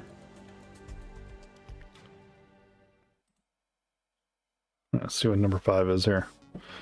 Welcome to episode Number 5 is 5 only of 2 the minutes long, Riftbreaker so level 2.5, editor tutorial 250. series. In the previous episodes, we covered basic controls, how to add props, textures, and prefabs to your tile. With all of these elements combined, the view can become a little bit cluttered. We're going to show you a tool that allows you a greater degree of control over the displayed items. This tool is the display floater. You can activate it by pressing the display floater button in the top right corner of the screen. The display floaters allows you to change the visibility options of any prop on the map. For example, if you want to hide some of the logic entities, simply find them on the list and uncheck the box on the right. You can do that both for individual objects as well as groups of items. You can, for example, hide all the random resource and random enemy volumes in order to have a better overview of the map's layout. The display floater options are stored individually for the game and perspective cameras. If you decide to hide some items in the perspective camera and then switch to game camera, those objects will appear once more. You can of course hide them again using the display floater. Using this tool you can also enable fog, which is a crucial element to the Riftbreaker's lighting and atmosphere. Fog changes over time during different parts of the day and also during weather events. Each biome has an individual fog setup. Remember to check how your level presents itself with the fog enabled. Right next to the display floater button, there is a slider that allows you to control the time of day. Using this slider you can check how your map presents itself over various points of the day.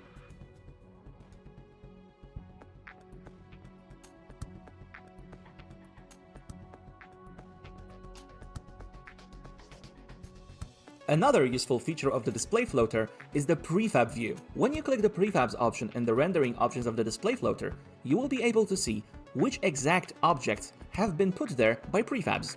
This is important because those items are pretty much guaranteed not to be there the next time you launch this map. It's all due to heavy randomization during the map generation process. This allows you to decide whether you need to put in more props in order to make the map stand out a little bit more. The various options offered by the display floater will allow you to have a higher degree of control over the level editor. At this point, you know all the basics of how to work with the level editor. In the next video, we will show you how to edit the mission script and how to incorporate your tiles into the randomization process for the game. See you then. Okay. Last and final one right here. Hello and welcome to the 6th and final episode of our level editor tutorial series. In this episode we will tell you all about the mission script and how to add your own tiles to the randomization process for the game. To do so, we need to go back to our workspace editor, the place where we started our journey. Find the missions folder in the game's... Okay.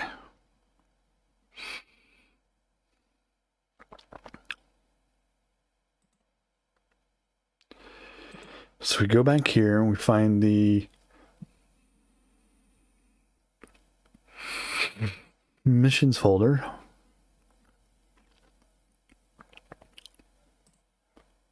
Survival. I'm assuming jungle mission. file structure on the left-hand side of the window. Since the tile that we have been working on has been created using the jungle biome preset, we are going to copy the jungle mission file to our workspace. After you've made a copy of the survival jungle mission file, you can open it using any editor. The mission file is a simple text file that you can open with Notepad or anything else. Copy.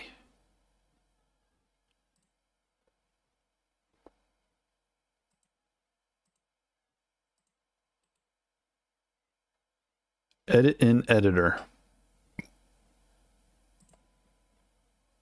And we're going to say our editor is Notepad.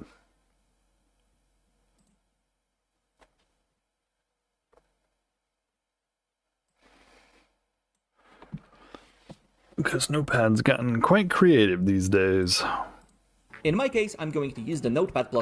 Let's go over all the sections one by one. The script parameter decides which script the game is going to use to set the rules for the entirety of the game. In this case, it's the survival_jungle.lua file. If you want to use a different rule set that we created, or a completely new one, then you will have to change this line. The localization ID value decides what kind of name this map is going to have in the game's menu. The map size parameter decides on the size of the entire game world. In this example, it is set to 6. The map generator algorithm always creates square maps from the available tiles. Value 6 here means that the map is going to have 6 tiles on each side of it. The tile that we have been creating is going to be randomly used during the generation process. Here is what it might look like. You have to remember that the map is put together from a limited number of tiles. Your tile might pick the short straw and not be taken into account during randomization. The next section of this file allows you to alter some rules of the map generation algorithm. The creature's volume minimum distance parameter describes the radius of a circle in which all the enemies are going to be called from. This is a safe zone that the player spawns in. A distance of 128 means that all creatures within 128 meter radius around the mech that is larger than one entire tile will get deleted in order to give the player a safe space to start their adventure. The creature volume density parameter affects how many of the random creature volumes that we have placed on our maps will be populated with actual creatures. A value of 1 means that all the random volumes are going to spawn a group of creatures. A value of 0.75 means that it's going to be only 75% of them. The parameters that you add to the tile spawn rules section will affect how the map generator treats each individual tile. The min_instances rule determines how many tiles of the given type must appear during the map generation process. The random weight parameter allows you to put emphasis on some tiles. For example, if you set it to 2, that given tile will have double the chance of being taken into account during the randomization process. The max instances parameter determines how many times the tile will be able to appear. If you set it to 1, it means that the tile might appear once or not at all. If you want to give your tile a little bit of special treatment, add it to the list and set your own rules for it. Is that what it's called, my tile? Next up, we got the controls for... What is my tile called? I don't think I called it that, did I?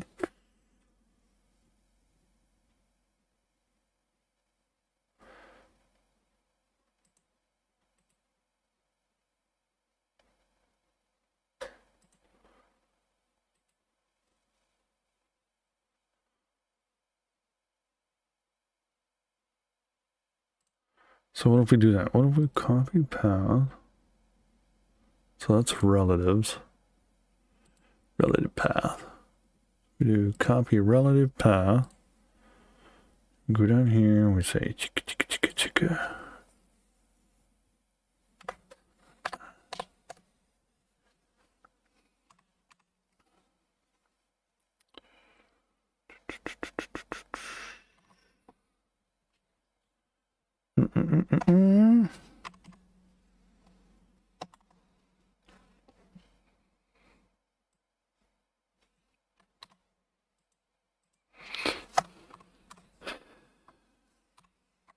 Doesn't do auto inserts. Do that. Okay. Ambient creature species. These are the small air and ground units that will spawn in randomly. These guys do not need the neutral unit volume to be placed anywhere on the map. They will simply spawn outside the visible area. In this section you can decide which units you actually want. So if you want to replace Quelvers with Rugwigs or Vesaurus with Vadamites, that's where you can do it.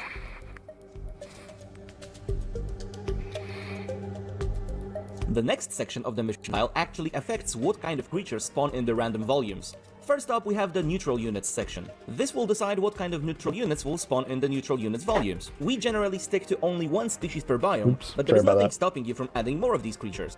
The regular units section will affect the random creature volume that will spawn in enemies. You can copy and add sections from this part of the file in order to add more creatures into the mix. Also notice the 2 forward slashes in front of some of the lines. This is what we call commented lines. The game will not make an attempt to read those parts of the file.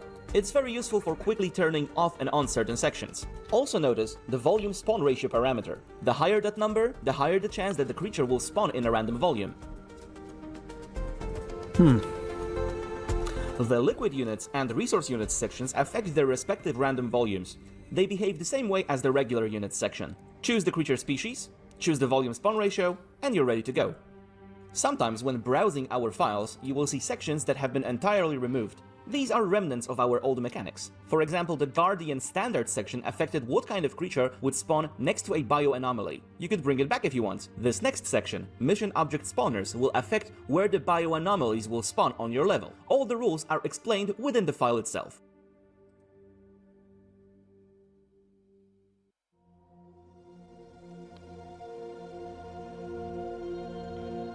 No. Next up, we have the grid spawner section. This mostly regulates how the wonder. underground treasures spawn on your map. You can decide on minimum number of instances, maximum number of instances, and all the individual rewards that you could find underground using the geoscanner. These special treasures will spawn in on some of the empty grids that you left on the map. You can decide how much resources you want your random treasures to contain. If you want to create an underground loot fountain, this is the section for you. The last but perhaps the most important section is the random resources. In this section, you decide how many volumes of any given resource are going to spawn on the map and how dense they are going to be. If you really wanted to, you could even make your resource veins infinite. At the very end, there is the starting resources section. This will guarantee the player to find some starting resources within a certain radius of their spawn point. Make sure that you give your players enough resources to get a head start. You can also decide on the minimum and maximum size of the radius where these resources will spawn. I just let it do its thing there. Now you know everything you need to create your own maps and missions for the Riftbreaker. Have fun! Okay. Question. There's a question.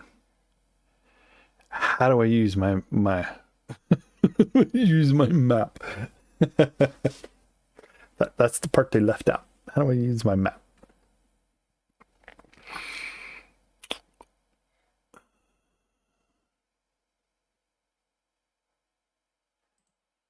Well, what if I don't want to publish it? I want to just save it. I want to try it out. How do I try it out?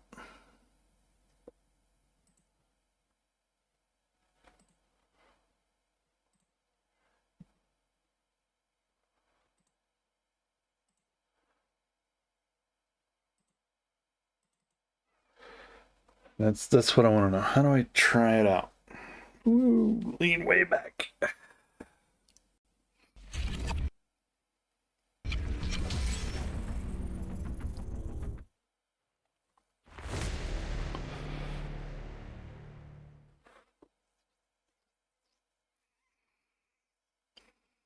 It's under survival. We know that. Is it under mods? We just look under mods. Let's do that. Let's look under mods and see what happens here. Poke around a little bit. Alright, so mods. Ooh.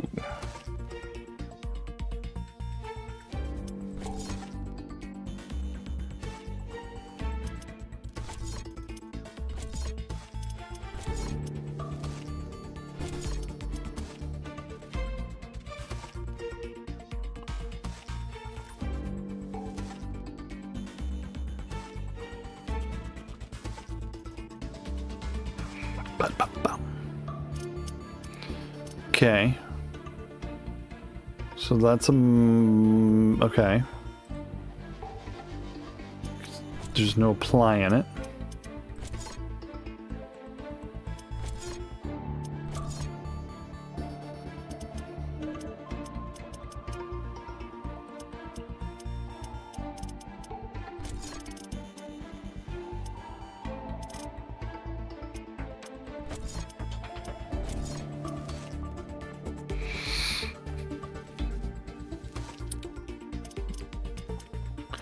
You know, this is gonna need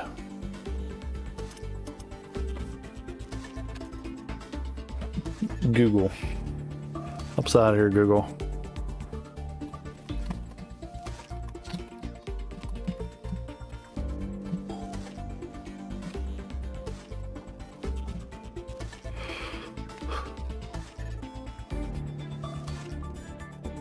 Yeah, we did a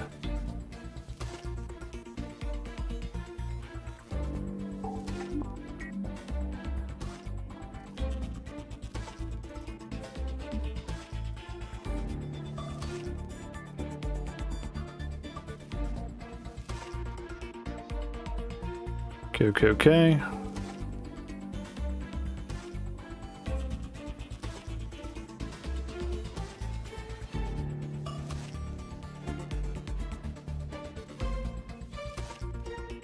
Often under an underpass or similar option.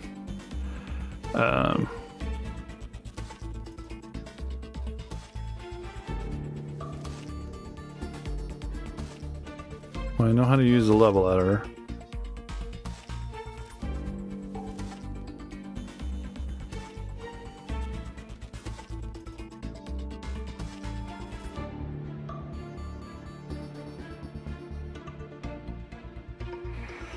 Not helpful. That's Minecraft.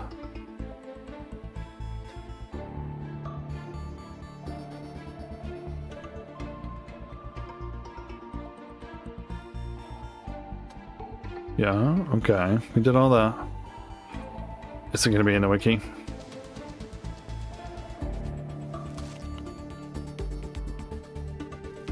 No. It's worth the shot, right?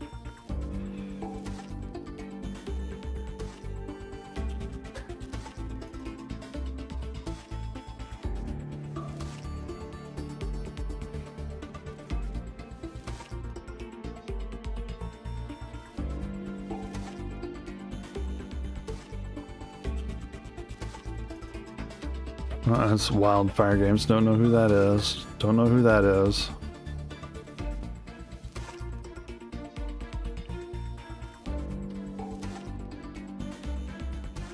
Yeah, this is a repeat.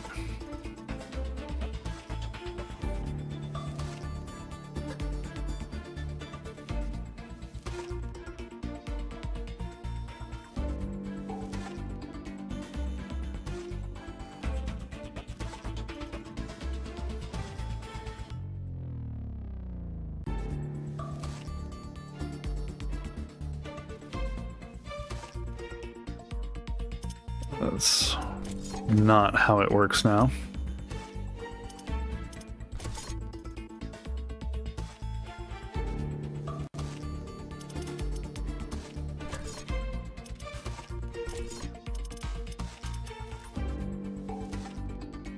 No, that's not there.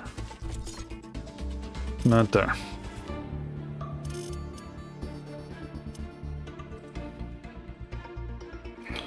That's interesting. There's no back button on that screen. So it should be survival. Easy, normal, hard, brutal, sandbox. There's no maps here.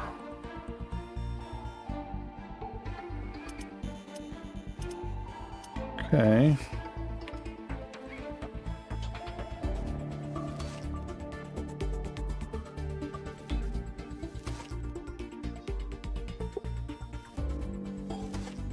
Blah, blah, blah, blah.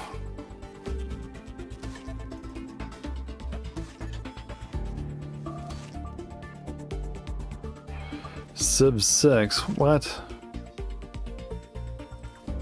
Ugh.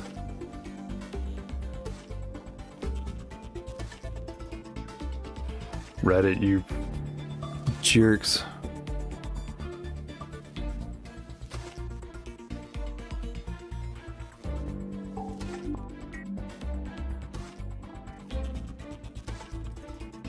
Okay.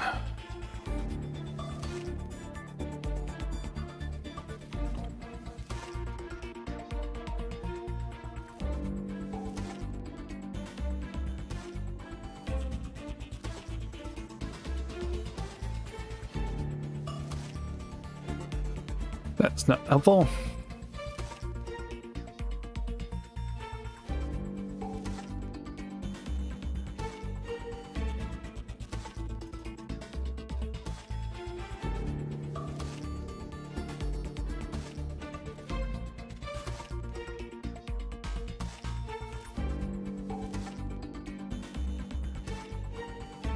How do you unlock scrolling? You need a console of commands.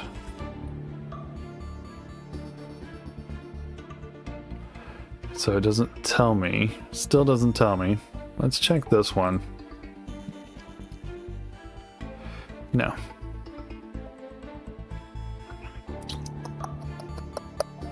So. Watch a big fail.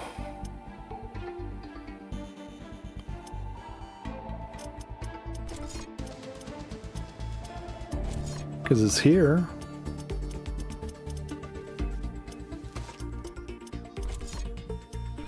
under mods.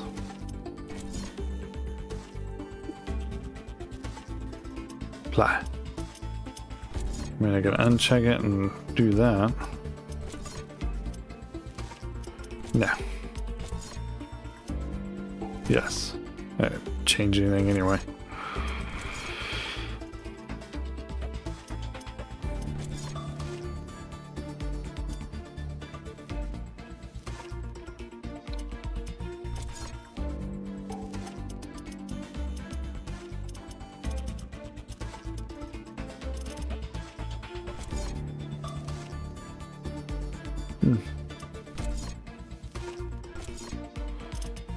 Oh.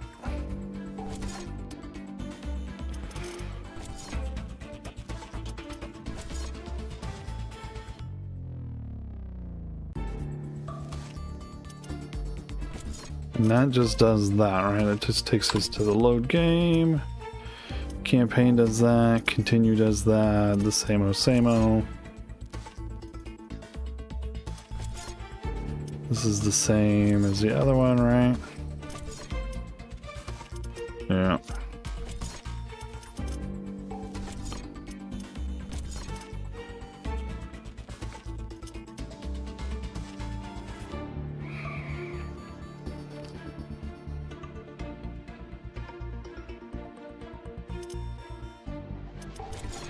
I wonder, hold on. Let's see if I can get into Discord.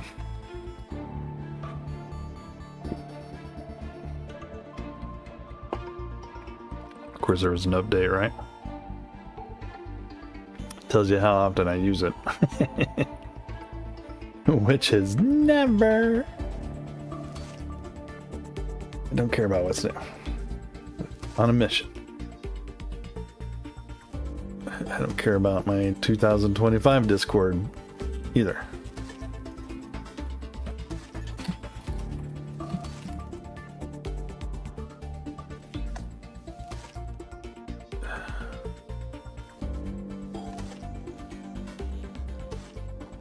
Okay.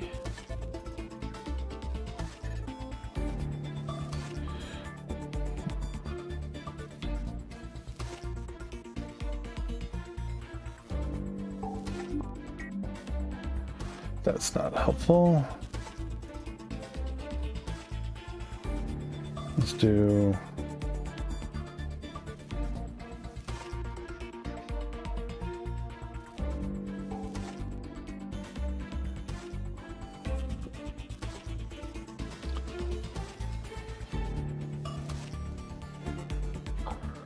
zooming on each kind of... See, it still doesn't help me.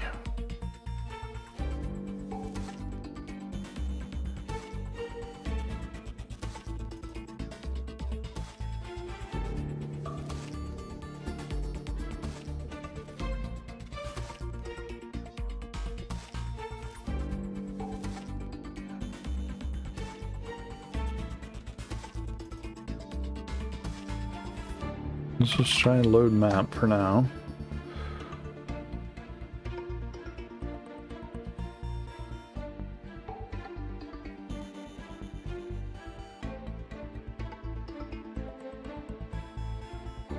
Let's see. How about custom? Lead, how do you do that?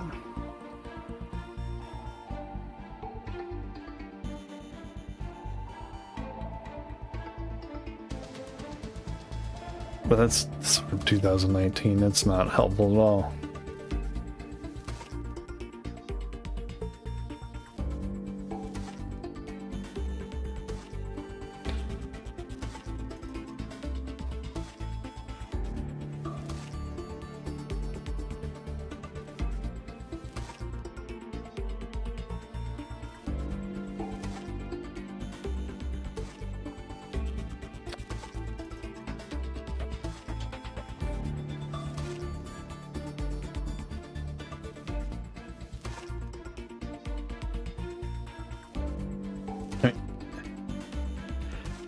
Can't believe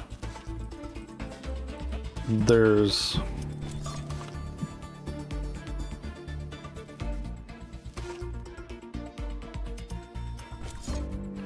because I know the that plugin just worked right out the door.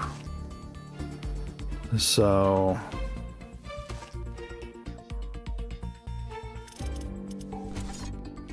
what I'm wondering here,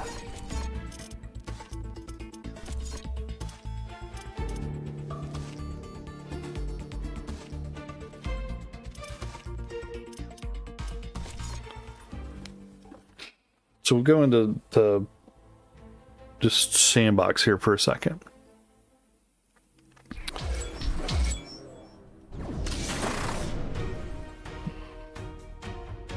Rift jump You success. can see the zoom has worked. Sensors online, weapons activated. We're ready to go. This is not my map.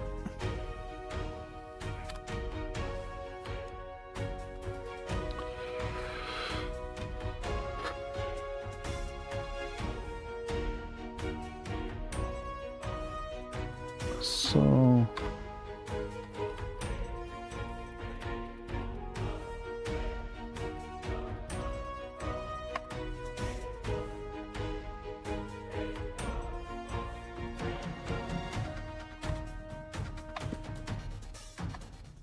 map.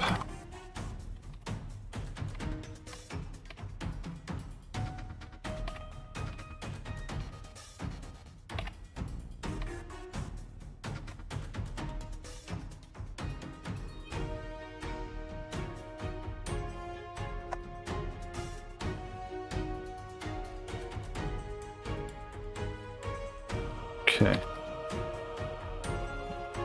So what if we do force tile, and then hey, if we try to remember what it's got.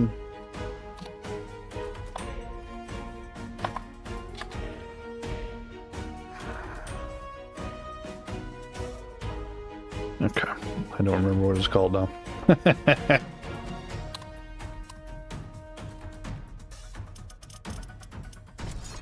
Wait, no. Mods.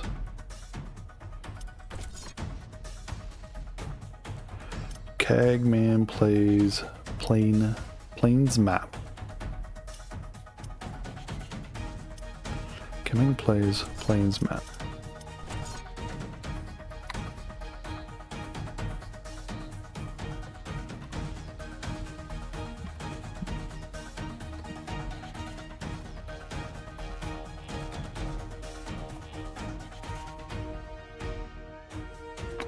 Okay.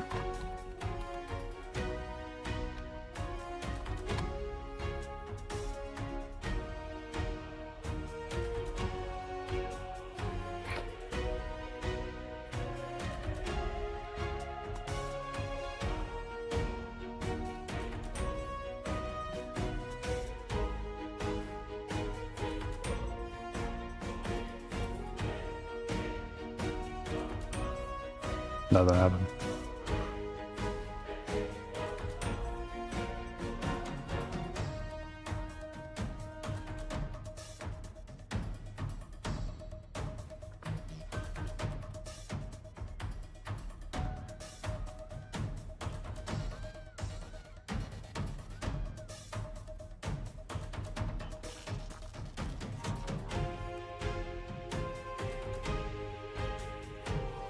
My God, look at all the horrible typos in there, huh?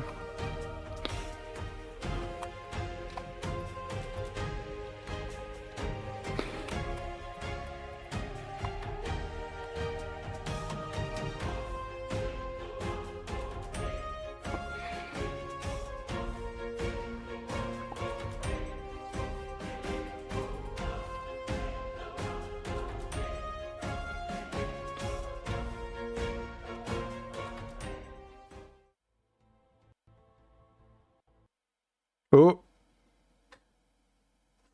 Interesting. Game crashed. At least it didn't take the display engine with it. No.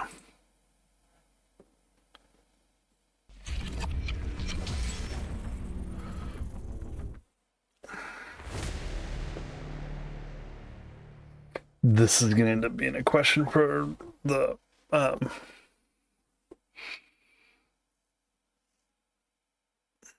Probably for Discord or Reddit, but more than likely from Discord.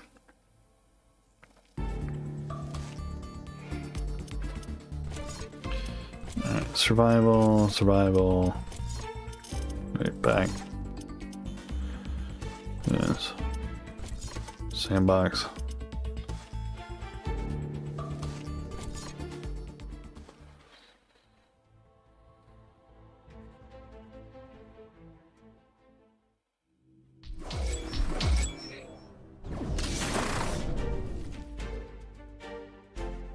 Rift jump successful. Sensors online, weapons activated. We're ready to Okay. go. Oh my goodness, I am all over the keyboard.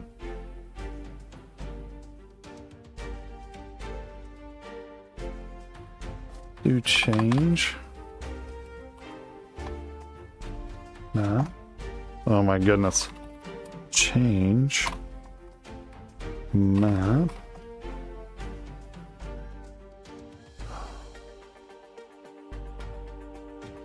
I don't know what the dash headquarters thing is.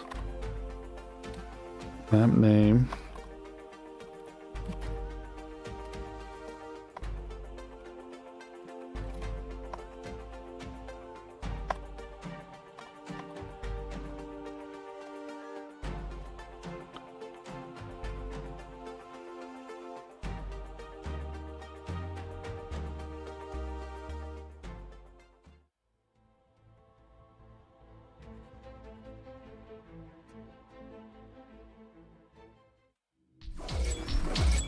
Nope.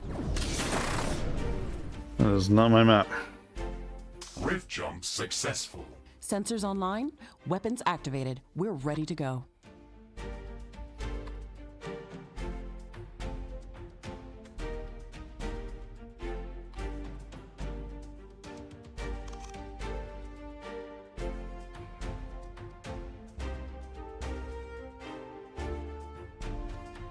Let's try map generator tiles. What does it do? Okay, that's just the size.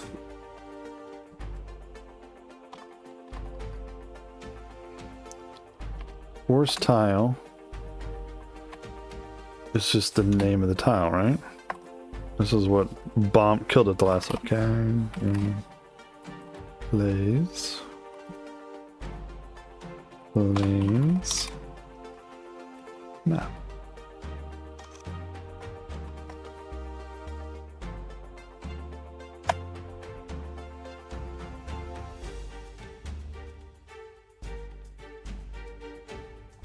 See if it crashes again. Yep.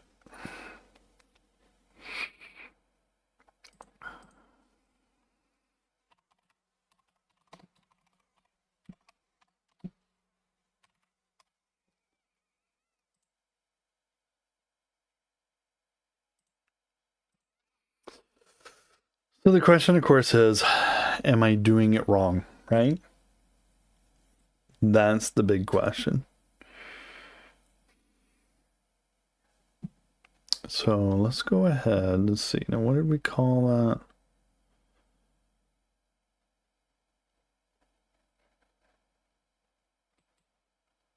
That's that. Copy file. Now let's try it one more time, and I'm going to try it with that file name, Plains with a Touch of Water. I mean, what's the worst that can happen, right? I don't remember. Is that the right one?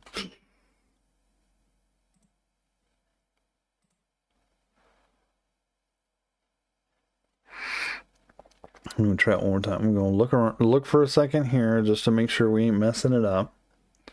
Plains with a Touch of Water. Okay.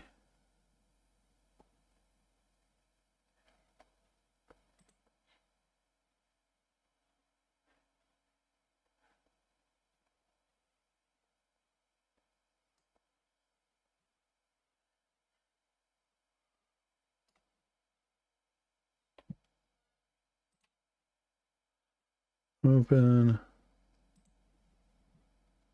Same thing, yeah.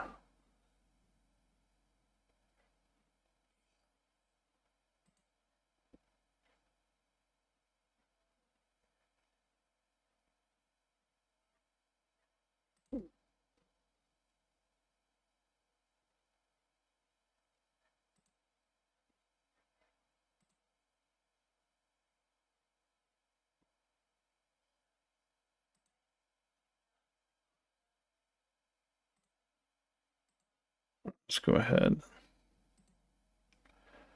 Planes, let's try it one more time.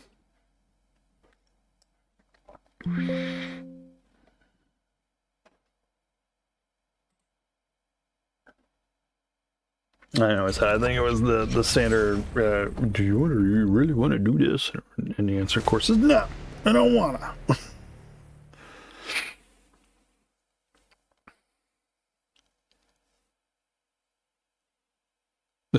I don't want to use Discord from the overlay. No Discord overlays, please. Discord tries to be all things for all people all the time, and I am not a fan.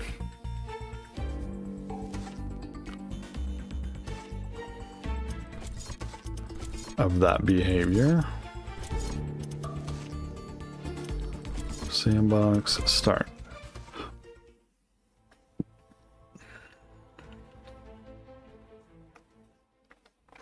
Now, this tile.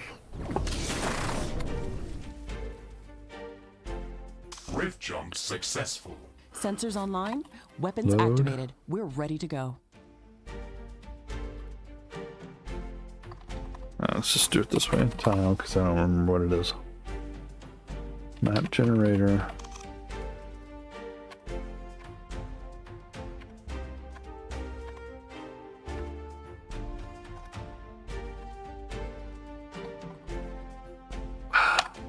Dang it. You jerks. He was called like planes with a touch of water.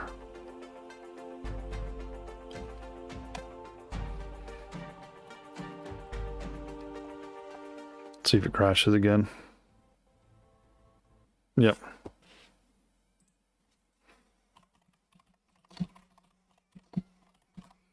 I'm going to say that's probably not working correctly, is what I'm going to say. So, instead of going into that, I think we're just going to call it a night right there, and I'm going to post onto Discord and see if they can help me understand what the problem is here. Thank you so much for watching. Don't forget, like, subscribe, and follow. We're going to try this tomorrow. Again, don't forget you can catch us on YouTube at Cagman Plays, on Twitch at Cagman0, and we will catch you tomorrow. Thank you so much for watching.